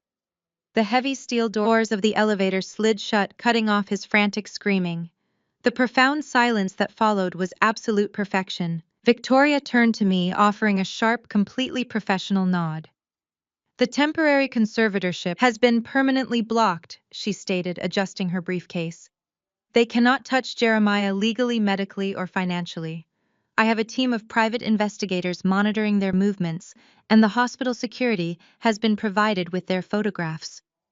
If they even drive past Northwestern Memorial, they will be in handcuffs before they can shift their car into park." "Thank you, Victoria," I said, feeling a genuine wave of gratitude for the woman who had helped me build my empire from the shadows. "I will handle the rest from here." Victoria and the security contractors took the secondary elevator down to the lobby, leaving me completely alone in the sprawling, quiet expanse of my penthouse. The adrenaline that had been surging through my veins slowly began to recede, leaving behind a cold, razor-sharp clarity. I had neutralized their immediate threat. I had saved Pops from a horrifying fate in a locked psychiatric ward. I had severed their access to his medical care and ripped the historic properties right out of their greedy hands. But the puzzle was still missing a massive, glaring piece. Trey was arrogant, selfish, and deeply entitled, but he was not suicidal. To openly forge a medical proxy, to bribe a judge for an emergency conservatorship, to risk federal prison, just to liquidate our grandfather's foundational real estate portfolio. It was incredibly sloppy. It reeked of absolute blind panic. A man only moves with that kind of reckless, destructive speed when he is running out of time. I needed to know exactly what was chasing him. I walked past the white leather sofa, down the long, art-lined hallway, and stepped into my private office. I locked the heavy oak door behind me and pressed my thumb to the biometric scanner hidden beneath the edge of my mahogany desk. The wall panel slid back, revealing my secure server room. The ambient temperature immediately dropped the cool air necessary to keep the massive military-grade data towers from overheating. 3 large curved monitors flared to life, illuminating the dark room with a stark blue glow. I sat down in the ergonomic leather chair and cracked my knuckles. It was time to completely dissect the golden child. I pulled up the proprietary financial tracking software my firm used for hostile corporate takeovers. Because Oakhaven Partners had officially purchased the debt on the Dubois family historic properties, I now possessed the legal authorization and the routing numbers required to access the internal ledgers of the Dubois Commercial Trust. This was the exact fund my father had handed over to Trey 5 years ago, bypassing me entirely, because as Elias had so bluntly put it, commercial real estate requires a masculine presence to command respect in the boardroom. I bypassed the superficial public-facing accounts Trey used for his daily operations. I did not care about the operational budgets or the payroll ledgers. I ran a deep algorithmic trace on the primary capital reserves, searching for shell companies, offshore wire transfers, and unauthorized liquidations. Lines of encrypted code scrolled rapidly down the center screen. The software was aggressively peeling back the layers of digital obfuscation Trey had poorly constructed. He had clearly hired an expensive accountant to hide his tracks, but they were dealing with standard corporate audits, not a shadow CEO, armed with Wall Street tracking algorithms. 10 minutes later, the firewall cracked. The true, unfiltered balance sheets of the Dubois Family Trust populated across all 3 of my monitors. I stared at the numbers in absolute sickening horror. The core family trust was completely empty. It was not just poorly managed. It was not just suffering from a bad fiscal quarter. It had been systematically, aggressively bled entirely dry. I watched the red deficit numbers flashing on the screen, tracking the massive crater Trey had dug right in the center of our family legacy. He had accumulated a staggering deficit of $5 million. My hands flew across the keyboard, frantically pulling up the transaction histories to see exactly where the money had gone. I expected to see failed real estate investments, poor stock market gambles, or bad corporate loans. Instead, the screen filled with a horrifying, pathetic sequence of wire transfers to offshore accounts in Macau, Monaco, and private server banks in Las Vegas. Trey was not just a bad businessman. He was a degenerate, high-stakes gambler. The transactions painted a vivid, tragic picture of his addiction. He had been chasing his losses for years, siphoning hundreds of thousands of dollars at a time to cover underground syndicate debts. When he lost the liquid cash, he started leveraging the family properties, taking out illegal high-interest shadow mortgages against buildings Pops had owned outright since the 1970s. But the gambling was only half of the disease. I pulled up the secondary account ledgers, tracking a massive, sustained hemorrhage of capital that led directly to Harper. While my brother was burning millions at the baccarat tables, his wife was treating the Dubois family trust like her own personal limitless credit card. I watched in disgust as the itemized expenses loaded onto the screen. $200,000 wired to a Swiss medical spa for a month-long retreat. $50,000 a month on private jet charters just to fly her friends to New York for weekend shopping trips. Endless rapid-fire transactions at Cartier Chanel and private diamond brokers in Antwerp. The sheer audacity of it made my blood boil. Harper had stood in the center of the country club ballroom just hours ago, wearing a dress bought with stolen money, and publicly mocked me for being unemployed. She had weaponized her fake, delicate victimhood, crying to the matriarchs about how hard it was to watch Pops lose his mind, all while she was literally wearing the proceeds of his stolen legacy around her neck. I leaned back in my chair, the pieces of the puzzle violently locking into place. The Dubois Commercial Trust was scheduled for a mandatory independent third-party audit at the end of the month. It was a standard procedure required by the city zoning board for any firm seeking the massive tax subsidies Trey wanted for his luxury condominium project. The second those auditors looked at the actual books, Trey's entire life would be over. The embezzlement, the wire fraud, the illegal leveraging of assets, it would all be exposed.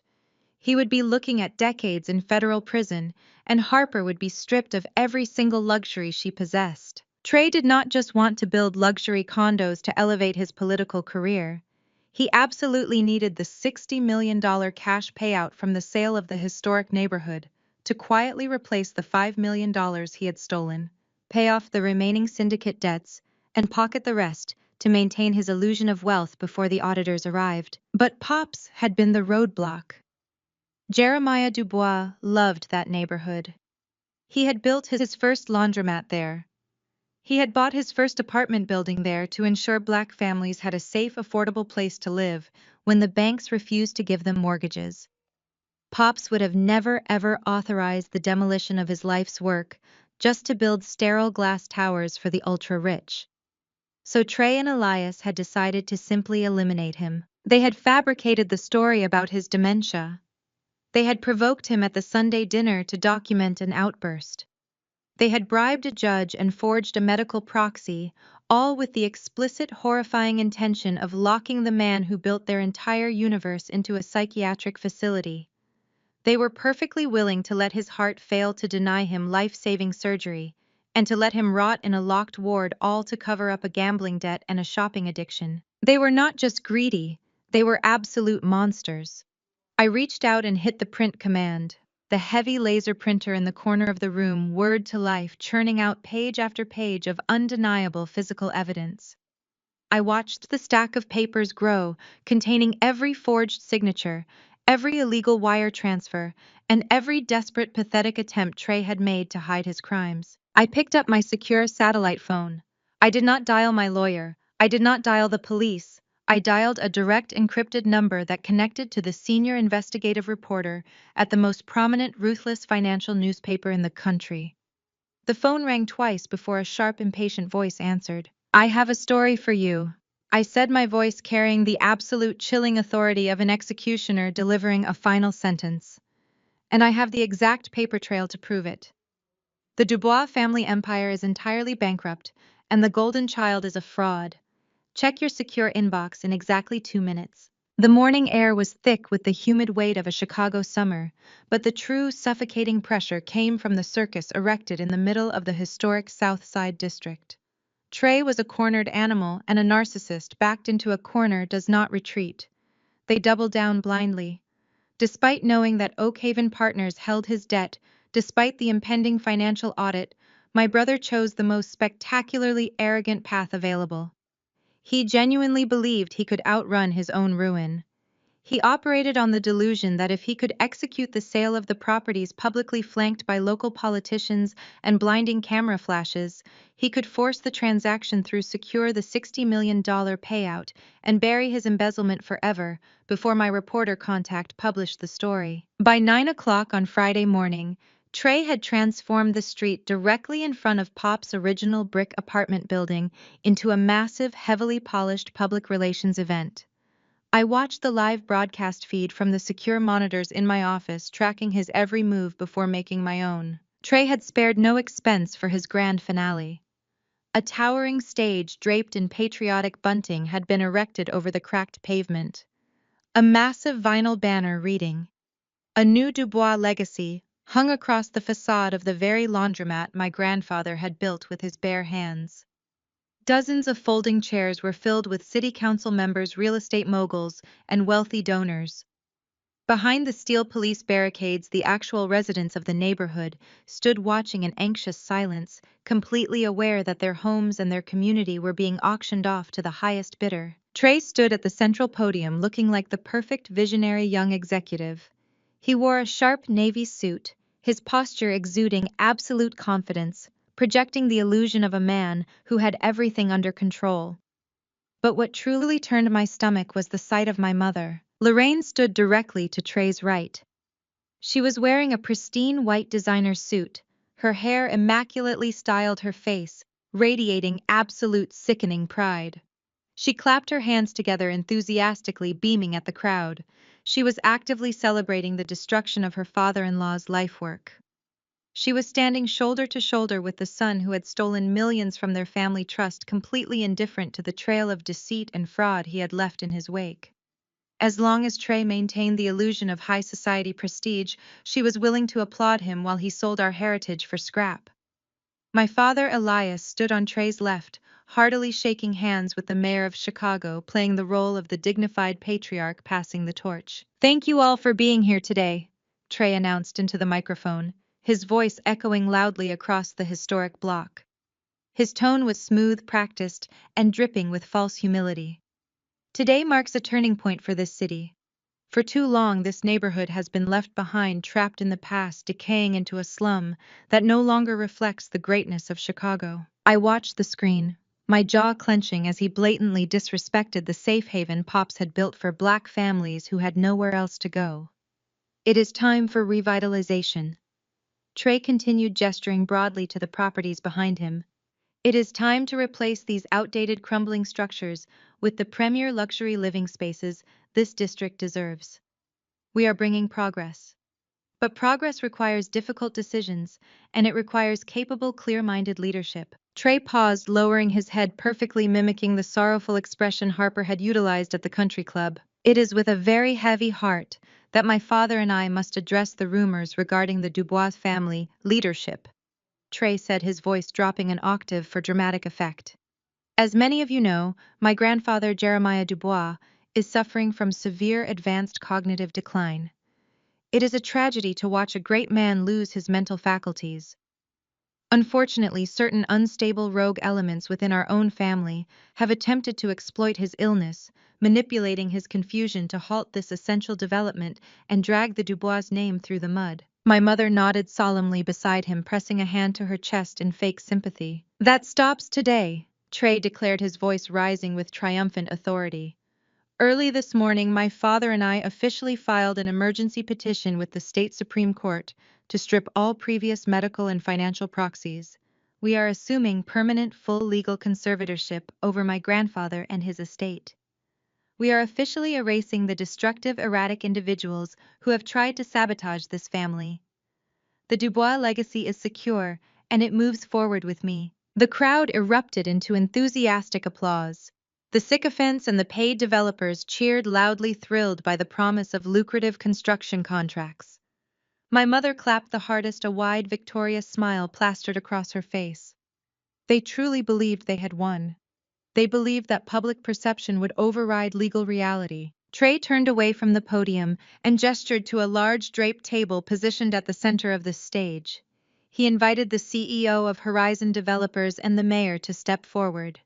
"Today, right here on the ground where our family began, we are signing the binding contract to transfer this land to Horizon Developers," Trey announced, his eyes gleaming with unadulterated greed.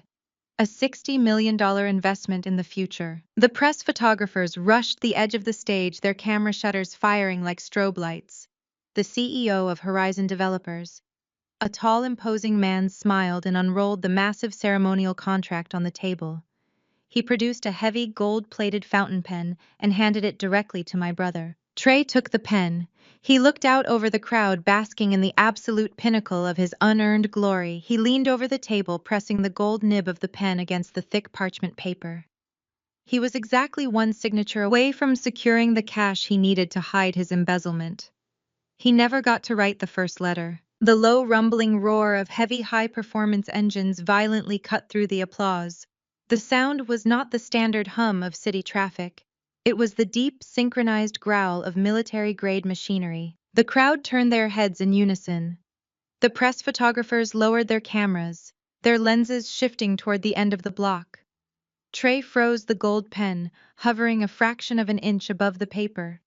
His arrogant smile slowly vanished, replaced by a sudden creeping shadow of confusion. A motorcade of 4 massive jet-black, heavily armored SUVs turned the corner and drove directly onto the restricted event grounds. They did not slow down for the police barricades. They did not stop for the event coordinators waving their clipboards. The lead SUV simply pushed through the plastic barriers, the heavy steel grille of the vehicle snapping them like twigs. The four vehicles rolled in perfect intimidating formation, driving right down the center of the street and coming to a flawless synchronized halt directly in front of the press stage. The sheer dominating presence of the motorcade sucked all the air out of the venue. The mayor took a nervous step backward. My mother's hands dropped to her sides, her pristine white suit suddenly looking incredibly fragile against the imposing black vehicles. The doors of the four SUVs opened simultaneously. A dozen men and women stepped out onto the pavement. They were not wearing casual event attire. They were dressed in razor-sharp, immaculate corporate suits carrying briefcases and leather portfolios. This was not a security detail. This was a tactical strike force, composed of the most terrifying elite corporate litigators and federal compliance attorneys in the country. Victoria Sterling stepped out of the second vehicle, adjusting her glasses, her face completely devoid of mercy. Then the rear door of the lead SUV swung open. I stepped out onto the pavement. I was wearing a tailored, blood-red power suit that commanded the eye and completely dominated the visual space. I did not look like a disgraced rogue daughter. I looked like a woman who owned the ground I was walking on. I slowly closed the heavy car door behind me. I adjusted my cuffs, feeling the absolute electrifying surge of power coursing through my veins. I looked up at the stage, my eyes locking directly onto my brother. The gold pen slipped from Trey's trembling fingers and clattered uselessly onto the table. His face drained of every ounce of blood, turning a sickly, translucent shade of gray. He looked at the fleet of armored vehicles. He looked at the army of elite lawyers flanking my sides. And finally, he looked at me. The cameras began flashing furiously again, pivoting away from the golden child and focusing entirely on the woman who had just arrived to burn his empire to the ground. I did not walk. I marched. My heels struck the cracked pavement with rhythmic, unrelenting precision. Victoria Sterling matched my pace flawlessly on my right, clutching a thick, red-stamped leather portfolio against her chest. The Oakhaven private security contractors immediately fanned out, forming an impenetrable human wall between the press pool and the stage. The murmurs of the crowd erupted into a chaotic symphony of shouted questions and rapid camera clicks. Trey's face morphed from ashen panic to a violent, desperate rage. He slammed his fist onto the wooden podium, leaning into the microphone. Security Trey bellowed, his voice cracking with panicked authority. "Remove this woman immediately. She has absolutely no authorization to be on this site. Officers arrest her for trespassing and disrupting a city-sanctioned event." Two local beat cops stationed near the barricades took a hesitant step forward, their hands resting cautiously on their belts. Before they could even cross the threshold of the stage, my lead security contractor, a man the size of a commercial refrigerator, stepped directly into their path. He did not say a word. He simply crossed his arms. The officers stopped dead in their tracks, looking nervously between the giant blocking their path and the federal attorneys swarming the perimeter. "Get her out of here!" Trey screamed, pointing a shaking finger at me. "I have a court order. I am the legal conservator of this estate." I climbed the 3 wooden steps onto the stage. The Horizon Developers CEO took a very deliberate step backward, his eyes darting between my brother's unhinged meltdown and my absolute chilling calm. The mayor of Chicago, a man whose political survival depended on completely avoiding public scandals, was already whispering furiously to his chief of staff, edging his way toward the back stairs of the stage. "Nia, what on earth is wrong with you, my mother?" Lorraine hissed, stepping forward with her hands planted firmly on her hips. Her pristine white suit suddenly looked ridiculous against the backdrop of an active corporate war zone. "You are ruining a historic moment for this family. You are humiliating your brother in front of the press. Go back to your little apartment and let the adults handle the real business." I ignored her entirely. I did not even grant her the dignity of making eye contact. My gaze was locked exclusively on the CEO of Horizon Developers. "Sir," I said, my voice carrying clearly over the murmurs of the crowd, without the need for a microphone, "if you sign that document, you are not closing a real estate deal. You are actively participating in a multi-million-dollar wire fraud scheme, federal racketeering, and the illegal liquidation of assets you have absolutely no claim to.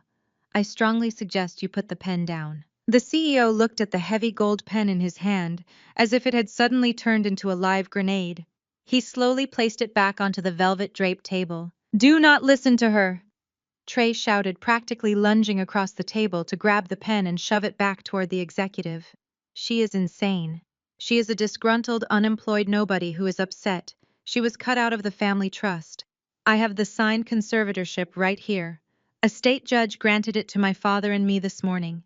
We have total legal authority to liquidate these assets. Trey waved a thin stack of papers in the air, his chest heaving with exertion. He looked manic.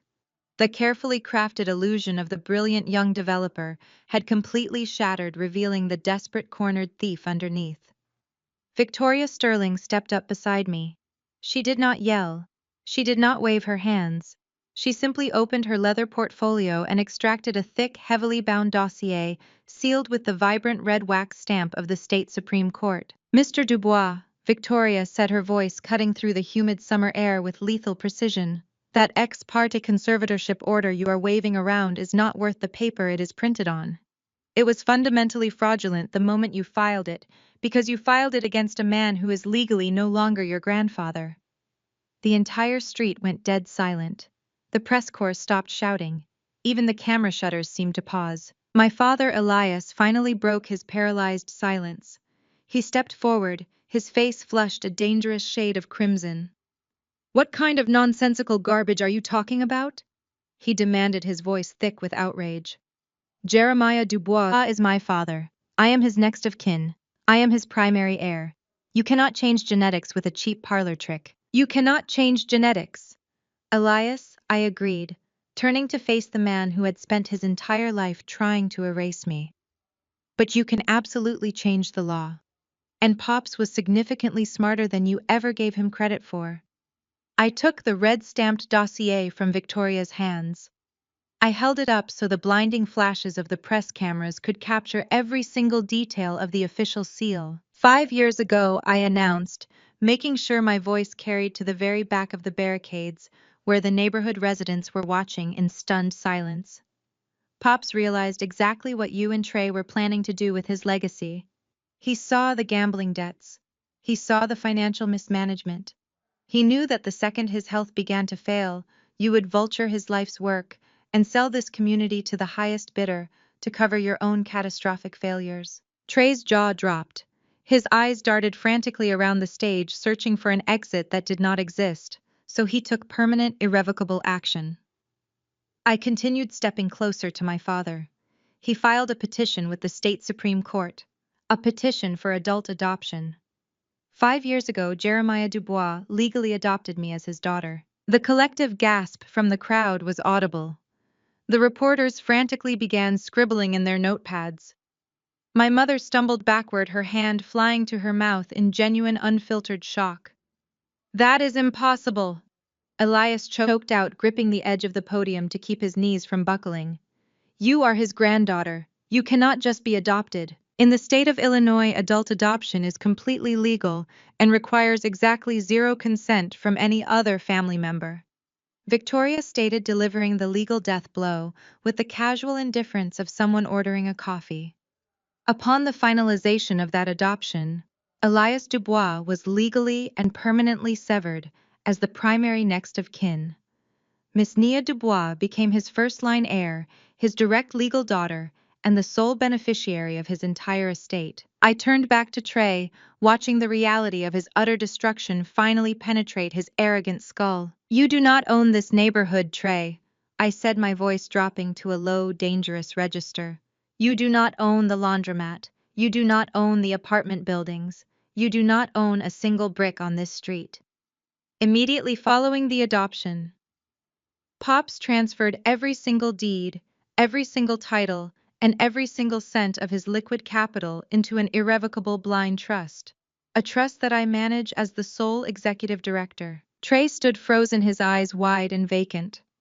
The $60 million deal he needed to save his life had just vanished into thin air. This land cannot be sold, I announced to the crowd, staring directly into the lenses of the television cameras. It will never be sold to luxury developers.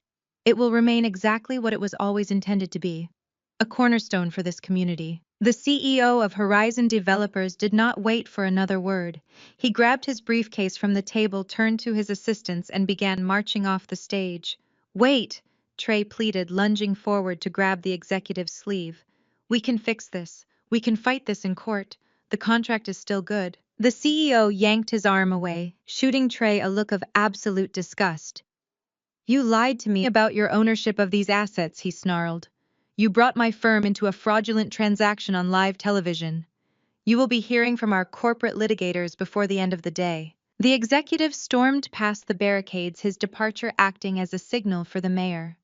The politician practically sprinted down the back stairs, flanked by his security detail, desperate to distance himself from the toxic fallout of the Dubois family implosion. Within 60 seconds, the grand stage had transformed into a monument of utter humiliation. My mother was hyperventilating. She grabbed Elias by the arm, shaking him violently. Do something, Lorraine shrieked, her perfectly maintained facade shattering into a million pathetic pieces. She stole everything. Tell them to arrest her. Elias could not move. He was staring at the red-stamped dossier in my hands, as if it were a venomous snake. The realization that his own father had legally disowned him, choosing the daughter he had cast aside, had completely broken his mind. Trey let out a sound that was half sob, half scream. He turned to me, his eyes bloodshot and manic. You ruined my life, he spat, spit flying from his lips. I needed that money. You have no idea what you have done. I know exactly what I have done, Trey, I replied, stepping right into his personal space. I know about the $5 million missing from the commercial trust. I know about the offshore transfers to Macau. And I know about the federal audit scheduled for next week. Trey stopped breathing.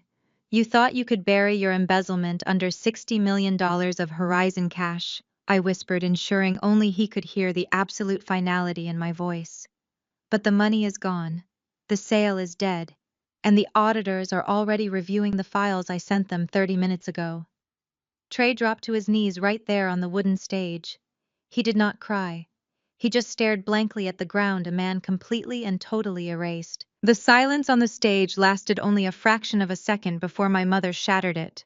Lorraine lunged forward, her pristine white heels clicking frantically against the wood. She grabbed my arm, her manicured nails digging painfully into my blazer. You are a liar! She shrieked, her voice shrill and echoing through the microphone Trey had abandoned. Jeremiah would never do such a thing. He would never choose a bitter, ungrateful girl over his own son and grandson. You forged those documents. I will have you thrown in a federal penitentiary for the rest of your miserable life. I looked down at the hand clawing at my sleeve. I did not pull away. I simply stared at it with such absolute freezing contempt that my mother instinctively recoiled, her hand dropping back to her side as if she had been burned. The documents were authenticated by the state Supreme Court 5 years ago. Lorraine, I said, my voice carrying a terrifying measured calm. 5 years ago, when Pops was completely sound of mind. 5 years ago, when he watched his own son hand the keys of the Dubois legacy over to a boy who could not even balance a checkbook. He knew exactly what he was doing, and he did it to protect this family from you. Elias stepped up beside his wife, his chest puffed out in a pathetic display of hollow authority. His face was a dark, dangerous shade of purple. You manipulated a sick old man, Elias sneered, pointing a trembling finger at my face. You poisoned him against his own blood. You are a parasite, Nia. But this little stunt changes nothing. I am still his biological son. I will tie this up in probate court for the next 2 decades. I will drain every cent of that trust in legal fees before I ever let you see a dime of it. Victoria Sterling stepped smoothly between my father and me, a lethal smile playing on her lips. You are welcome to try, Mr. Dubois, Victoria said, her tone dripping with professional mockery. But to tie something up in probate court, you need capital to pay a legal team. And as of this morning, your personal accounts have been frozen, pending a federal investigation into wire fraud and corporate embezzlement. Trey, who had been staring blankly at the floor, suddenly snapped. The catatonic shock shattered, replaced instantly by the wild, thrashing desperation of a drowning man. He scrambled to his feet, his tailored suit wrinkled, his hair disheveled. He looked less like a corporate visionary and more like a feral animal. Shut up! Trey screamed, his voice cracking violently as he stepped toward Victoria. You shut your mouth! You have no idea what you are talking about. I am the CEO of the Dubois Commercial Trust. I run the accounts. I make the deals. I am the one who built this portfolio. You did not build anything, Trey, I said, my voice cutting through his hysterical shouting. You inherited a masterpiece and you pawned it for casino chips. I turned away from my brother and looked over at the massive LED screen positioned at the back of the stage. For the past hour, it had been displaying a glittering high-definition architectural rendering of the Anu Dubois Legacy luxury condominium complex. It was a pristine fake image of glass and steel, completely erasing the history of the neighborhood we were standing in. I raised my right hand and gave a sharp, subtle nod to the Oakhaven security contractor standing near the audio-visual booth at the edge of the barricades. The contractor tapped a sequence into his tablet. The giant LED screen behind us violently flickered. The bright, sunny image of the luxury condos glitched, dissolving into a jagged pattern of static. A collective gasp rippled through the crowd of press and politicians as the screen suddenly went pitch black. A second later, it flared back to life, but it was no longer showing a real estate mock-up. The screen was now broadcasting the highly classified, deeply encrypted internal financial ledgers of the Dubois Commercial Trust. The documents I had pulled from my secure server room just an hour ago were now displayed in towering, unmistakable high definition for the entire city of Chicago to see. My parents turned around to look at the screen. The remaining city council members in the front row stood up from their folding chairs, their mouths falling open in horror. The press photographers went absolutely wild, the rapid-fire clicking of their camera shutters sounding like a swarm of locusts, as they documented the financial ruin of the Dubois family in real time. "What is this?" Elias demanded, his voice trembling as he stared up at the massive columns of numbers. "Turn that off. Turn that screen off right now." He lunged toward the audio-visual booth, but two of my massive private security guards effortlessly blocked his path, crossing their arms and staring him down. Elias bounced off them like a bird hitting a window pane, stumbling backward in utter defeat. "Let us take a look at your brilliant leadership, Trey," I announced, walking over to the podium and pulling the microphone from its stand. I turned to face the crowd, gesturing to the towering screen behind me. "What you are looking at is the absolute destruction of a 60-year-old family legacy. Right there, highlighted in red, is a total operational deficit of $5 million. The crowd began to murmur loudly.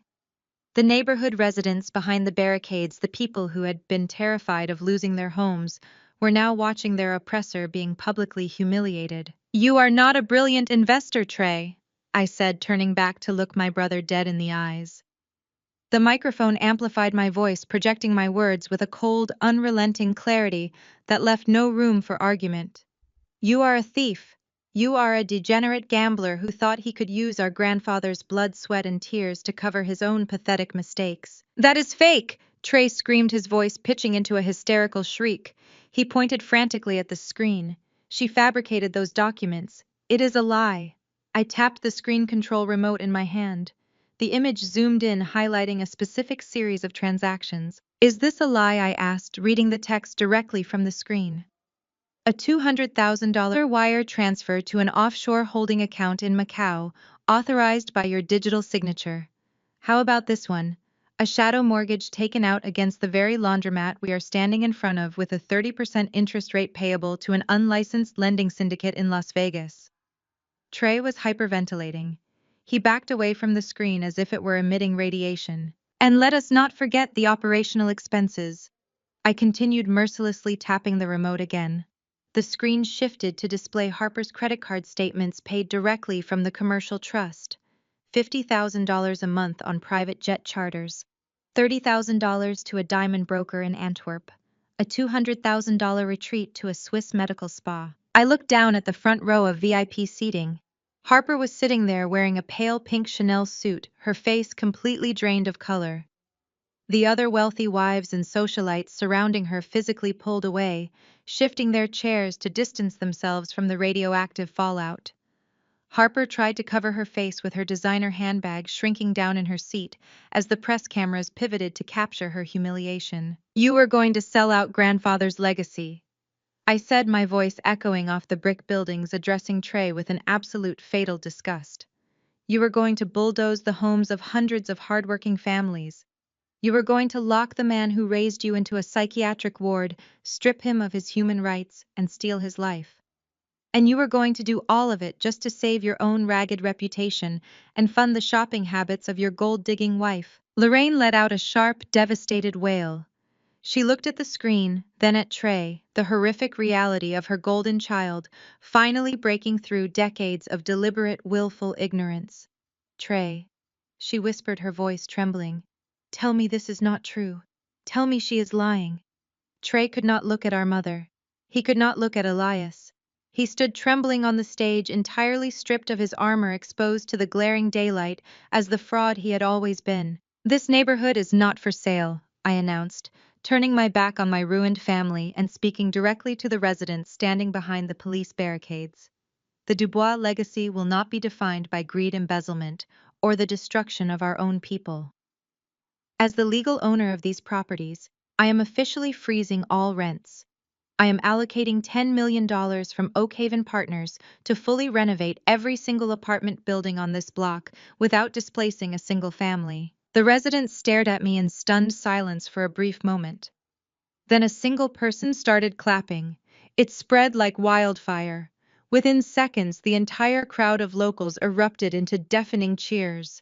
They were screaming my name, applauding the preservation of their homes and the absolute downfall of the men who had tried to destroy them. The corrupt politicians and the greedy developers were silently fleeing the scene, slipping away down the side streets to avoid the incoming federal investigation.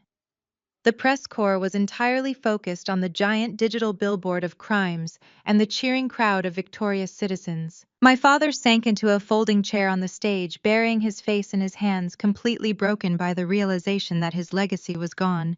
His favorite son was a criminal, and the daughter he had treated like dirt was now the undisputed ruler of his world. I handed the microphone back to Victoria. I smoothed the lapels of my blood-red suit, the chaotic roar of the crowd serving as the perfect soundtrack to my victory. I did not need their apologies. I did not need their love. I had taken back what was mine, and I had left them with absolutely nothing. The collective gasp of the press corps was momentarily drowned out by the sharp, frantic clicking of a woman's heels storming up the wooden steps of the stage. Harper was practically vibrating with rage. The pale pink Chanel suit she wore, purchased with the very funds my grandfather had bled to build, looked suddenly cheap as she shoved her way past the stunned city officials. She stood over her husband, who was still staring vacantly at the floorboards, and grabbed him by the shoulder, trying to yank him to his feet. "Get up!" Trey Harper hissed, her voice shrill and entirely devoid of the polished country club grace she usually projected. "Do not let her do this to you. She is lying. She is just a jealous, bitter woman trying to steal your spotlight." Trey did not move. He was a hollow shell, his brain completely short-circuiting under the weight of his own exposed crimes. Harper let go of his jacket in disgust and whipped around to face me. Her face was chalk white, her eyes wide with a terrifying manic denial. She pointed a manicured finger directly at my chest. "What right do you have to come here and ruin this contract?" Harper shrieked, her voice echoing through the open plaza. "You think you are so smart with your little trust fund trick. You think you have cornered us? You have nothing. We do not need this specific developer. Vanguard Group already agreed to completely fund our next 3 commercial phases. They guaranteed a $50 million credit line yesterday afternoon.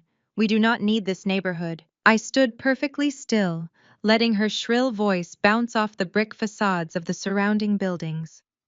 The television cameras instantly pivoted, racking focus, from Harper's pale, desperate face to my own calm, unwavering smile. It was the exact moment I had been waiting for. The final nail in the coffin. I reached into the inner breast pocket of my tailored blazer. I moved with slow, deliberate precision, making sure every single lens in the press pool was tracking my hand. I pulled out a thick, matte black business card, heavily embossed with gleaming gold lettering. I walked over to the draped table, completely ignoring the voided contract sitting next to the discarded fountain pen, and dropped the card onto the surface. The heavy cardstock landed with a distinct, satisfying thud. "You are absolutely right, Harper," I said, my voice carrying a smooth, lethal conversational tone. "Vanguard Group did agree to underwrite Trey's commercial debt. They approved a massive, highly leveraged credit line to keep him afloat. They saw a desperate man willing to sign over his life, and they took the deal. Harper crossed her arms, lifting her chin with a triumphant, mocking sneer. "So you can take your fake adoption papers and get out of our sight," she demanded. "We are fully funded. We are untouchable." I tilted my head, letting a cold laugh escape my lips. "You really should learn to read the financial disclosures before you spend money." "You do not have Harper," I stated, stepping closer to the table and tapping the gold lettering on the business card.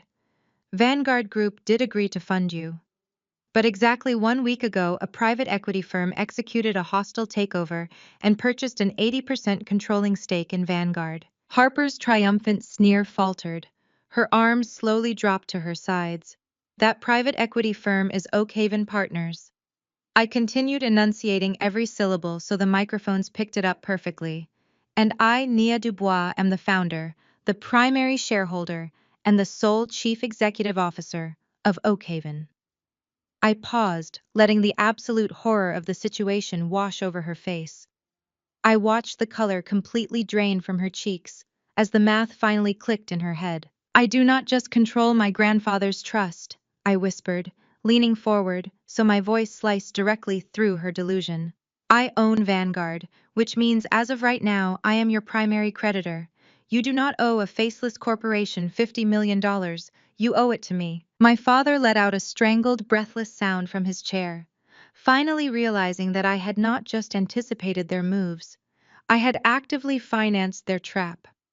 I had let them borrow the rope they were now using to hang themselves. And as the primary debt holder, I announced, turning my gaze back to Trey, who was now staring at me with a look of pure, unadulterated terror. "I have reviewed the fraudulent terms under which this loan was secured. You used assets you did not legally own as collateral. That is a direct violation of the covenants. Therefore, I am officially calling in the debt, immediately, in full." "No," Harper gasped, stumbling backward, as if she had been physically struck. "You cannot do that. We need 30 days. We have a grace period." "You have absolutely nothing," I corrected her sharply. "Calling in a loan of that magnitude with zero liquid assets triggers an automatic, unappealable default. Do you understand what that means for your perfectly curated life?" Harper, I took a step toward her, forcing her to retreat until her back hit the wooden railing of the stage. "It means your bank accounts are currently being frozen by federal regulators," I told her, my voice relentless. "It means the 6-bedroom estate in Lake Forest is going into immediate foreclosure.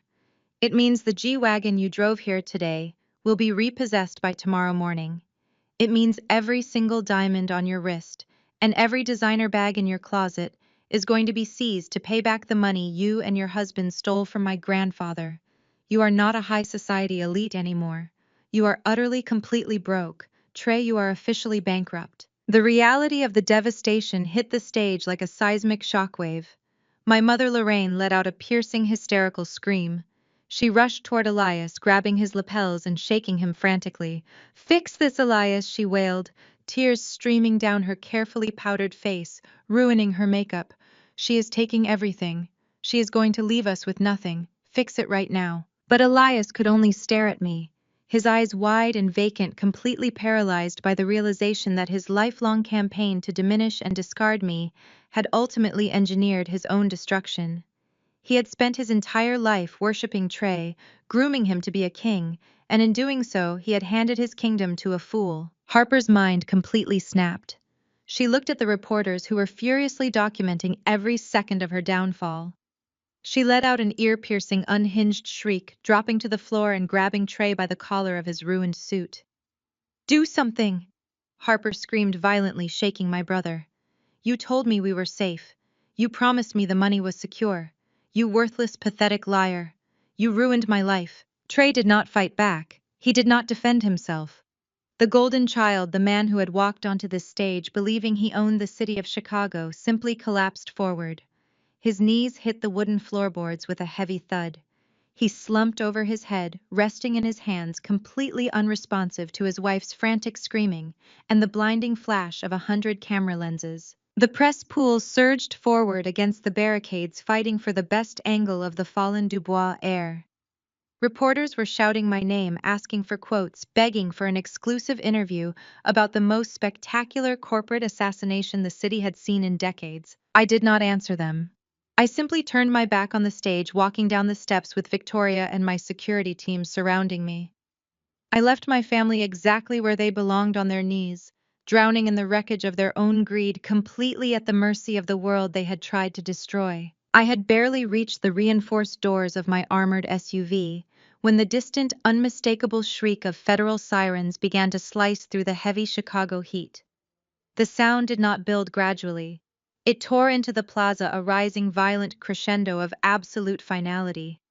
I paused, resting my hand against the cool, polished metal of the doorframe, and turned back to watch the final act of the tragedy Trey had written for himself. Two dark blue sedans and a massive mobile command unit violently breached the intersection, their tires screeching against the cracked asphalt as they jumped the curb.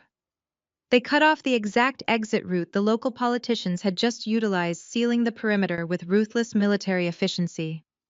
The heavy doors burst open before the vehicles even came to a complete halt.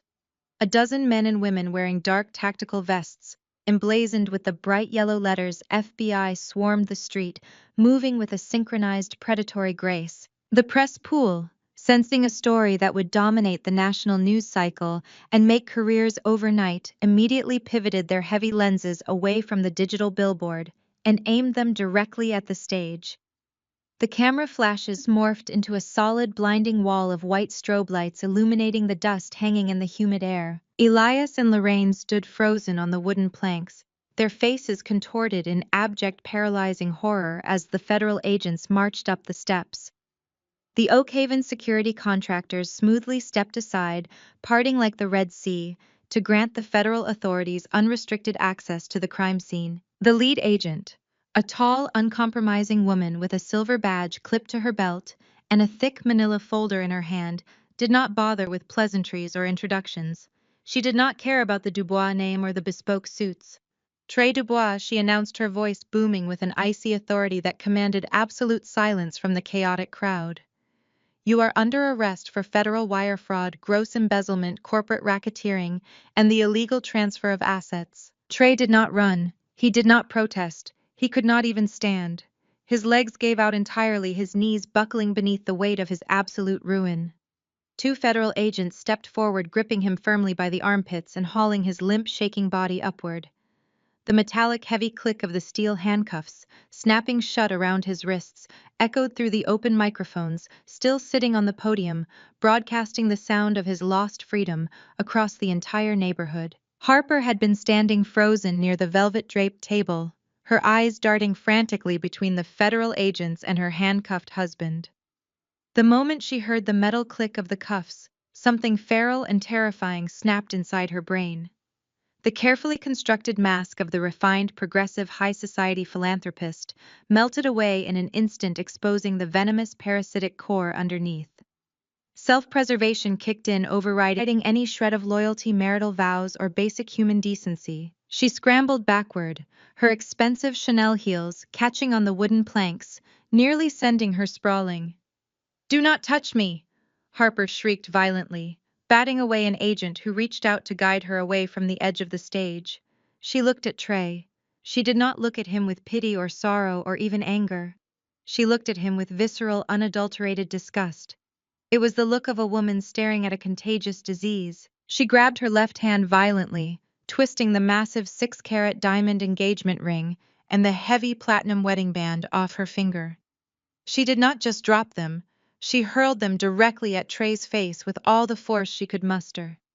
The heavy diamonds struck his cheekbone, leaving a sharp red scratch before clattering uselessly onto the stage and rolling toward the edge of the stairs. "I have absolutely nothing to do with him!" Harper screamed at the press pool, her voice completely unhinged, spittle flying from her lips as she desperately tried to control the narrative. "I am the victim here. I am a victim. I was scammed by this fraudulent black man." The entire street gasped in unison. The collective intake of breath was loud enough to rival the sirens. The ugly, vile truth was finally out, completely unvarnished and captured by dozens of high-definition cameras. The woman who had happily spent millions of dollars stolen from a historic black community, The woman who had smiled for the social pages while tearing down the Dubois legacy was now using her husband's race as a weapon to distance herself from his crimes. She had gladly taken the Dubois' money, but she had always fundamentally despised the Dubois blood. "Look at him!" Harper continued to rant, her face flushed and distorted with racist panic as reporters shoved microphones closer to catch every toxic word. "He is a criminal. He lied to me about everything. I belong in Lake Forest. I do not belong in this ghetto with these people. I am not a part of this." The local residents standing behind the police barricades erupted. The people who had watched this family exploit them for years began to boo and shout back at her, their voices rising into a deafening tide of righteous anger. The police officers stationed at the perimeter had to physically step forward, bracing their boots and holding the steel barricades steady as the community directed their absolute fury at the woman insulting them on their own streets. Trey looked up at his wife. The physical blow of the thrown diamonds was absolutely nothing compared to the catastrophic devastation of her words. He had committed federal crimes for her. He had stolen from his own grandfather, risked federal prison, and sold his soul just to fund her private jets, her diamonds, and her endless, insatiable greed. And the exact second the money vanished, she stripped him of his humanity, reduced him to a racist caricature, and fed him to the wolves just to save her own skin. He opened his mouth to speak, his lips trembling, but no sound came out. The golden child, the brilliant prodigy, was completely hollowed out. He was a dead man breathing. Elias lunged forward, his face purple with rage. "How dare you!" he roared, reaching out to grab Harper's arm. "You spent every dime he brought home. You are just as guilty as he is." An FBI agent swiftly shoved Elias back, planting a firm hand in the center of his chest. "Step back, sir," the agent warned, his tone leaving no room for negotiation. "Interfere with this arrest, and you will be in the back of a vehicle right next to him." Lorraine was openly sobbing now, clutching her designer handbag against her chest like a shield. She looked at Trey in handcuffs. She looked at the screaming, bigoted daughter-in-law she had previously worshipped, and she looked at the towering digital screen that was still broadcasting the undeniable proof of their crimes. Her perfect elite family was publicly disintegrating into a disgraceful spectacle of bigotry and federal indictments. She sank to the floor of the stage, weeping uncontrollably into her hands. I stood perfectly still by my vehicle, watching the scene unfold, with an absolute freezing calm. Victoria Sterling stood beside me, her arms crossed, her eyes tracking the federal agents as they secured the area. The FBI agents began marching Trey down the wooden steps of the stage. His head hung so low his chin rested against his chest. He looked incredibly small. The tailored navy suit hung off his frame like a borrowed costume on a frightened child. As he was paraded past the barricades, the residents of the Southside District, the people Pops had spent his life protecting, the people Trey had tried to sell to the highest bidder, suddenly went completely silent. They did not yell at him. They did not throw garbage. They simply watched him. Their silent, piercing judgment was infinitely worse than any shouted insult. It was the ultimate absolute erasure of Trey Dubois from the community he had betrayed. An agent placed a hand on Trey's head, pushing him down into the back seat of a dark SUV. The heavy door slammed shut, a resounding metallic boom that officially severed him from the world he had tried to conquer. Harper was still screaming at the press, her voice cracking and hoarse as two federal agents flanked her. They were not arresting her yet, but they were loudly advising her that she was required for questioning regarding her knowledge of the offshore accounts and her signature on several joint tax returns. The panic in her eyes amplified as she realized that ripping off her ring did not sever her legal liability. The empire of lies was reduced to ashes. The golden child was gone, the racist parasite was cornered, and the enablers were left weeping on the floor of a stage they did not own. I turned away from the chaos, opened the door of my vehicle, and stepped inside. 3 days later, the air in my office was deathly still, a stark contrast to the chaotic, screaming plaza of the arrest. I was reviewing the preliminary liquidation report when the intercom buzzed. My assistant's voice was tight with suppressed annoyance. "Mr. and Mrs. Dubois are in the lobby, Nia. They refuse to leave. They are causing a scene with the reception staff." "Let them up," I said, my voice ice cold. A moment later, the double oak doors swung open. Elias and Lorraine stumbled in, looking like ghosts of the people they had been just 72 hours ago. Their expensive clothes were disheveled, their skins sallow and gray. They did not look like the untouchable monarchs of the Chicago real estate scene anymore. They looked like two people who had just realized their entire reality was a lie. "Nia, please," Lorraine sobbed, dropping to her knees on the plush office carpet. She scrambled forward, her hands outstretched in a pathetic, desperate plea. "You have to save him. Trey is falling apart in that holding cell. He is not eating. He is terrified. He is your brother. We are your family. You cannot just let the federal government destroy him." Elias remained standing, but he was trembling so violently he had to grip the back of a leather guest chair for support. "Nia, I am begging you," he rasped, his arrogance completely stripped away. "Drop the charges, use your influence with the district attorney. Tell them it was all a misunderstanding, that you have reconciled the accounts. We can pay the $5 million back. We will sell the beach house, we will sell everything. Just get him out before the trial starts." I leaned back in my high-backed chair, watching them grovel. It was a pathetic sight, the man who had spent years telling me I was nothing. The woman who had only ever loved me when I was useful to her image, now reduced to shaking, weeping wreckage at my feet. "You talk about family, as if it is a magic word that fixes everything," I said, my voice steady, devoid of any warmth. "You talk about blood as if it is a blank check for unlimited forgiveness. But you never cared about family when you were busy signing my grandfather's name to fake documents. You never cared about family when you were planning to commit me to a psychiatric ward to steal my home." I reached into the top drawer of my desk and pulled out a single crumpled piece of paper.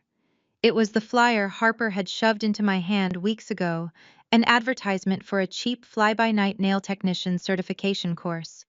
She had intended it as a final insult, a way to remind me of the lowly social status she thought I belonged in.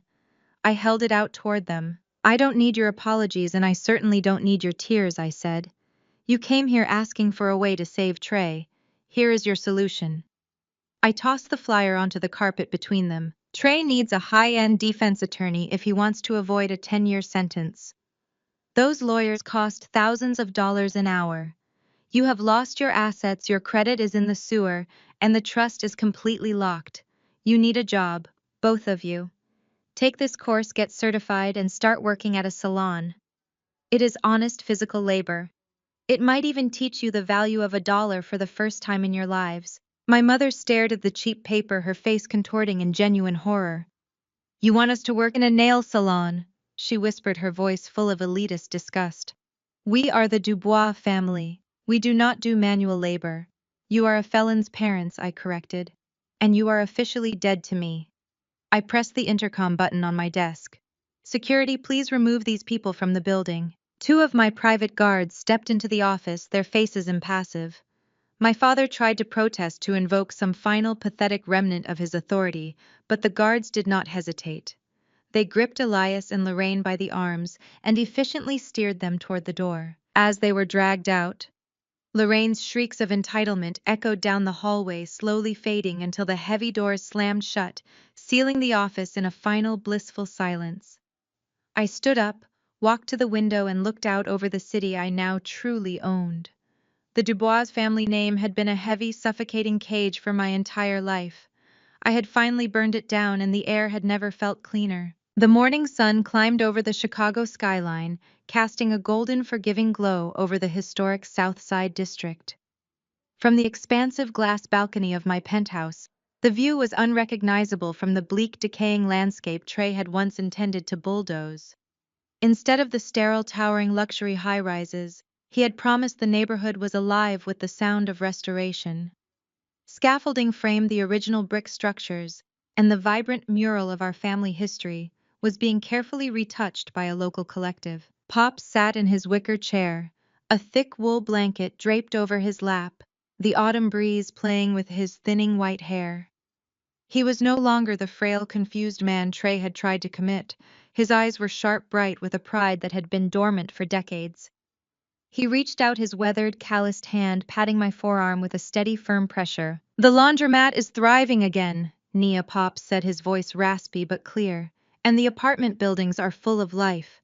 You didn't just save these walls. You saved the people who live inside them. You protected the only legacy that ever really mattered. I leaned back, resting my head against the cool metal of the balcony railing. I watched a group of neighborhood kids playing soccer in the renovated community park, the laughter rising up to meet us.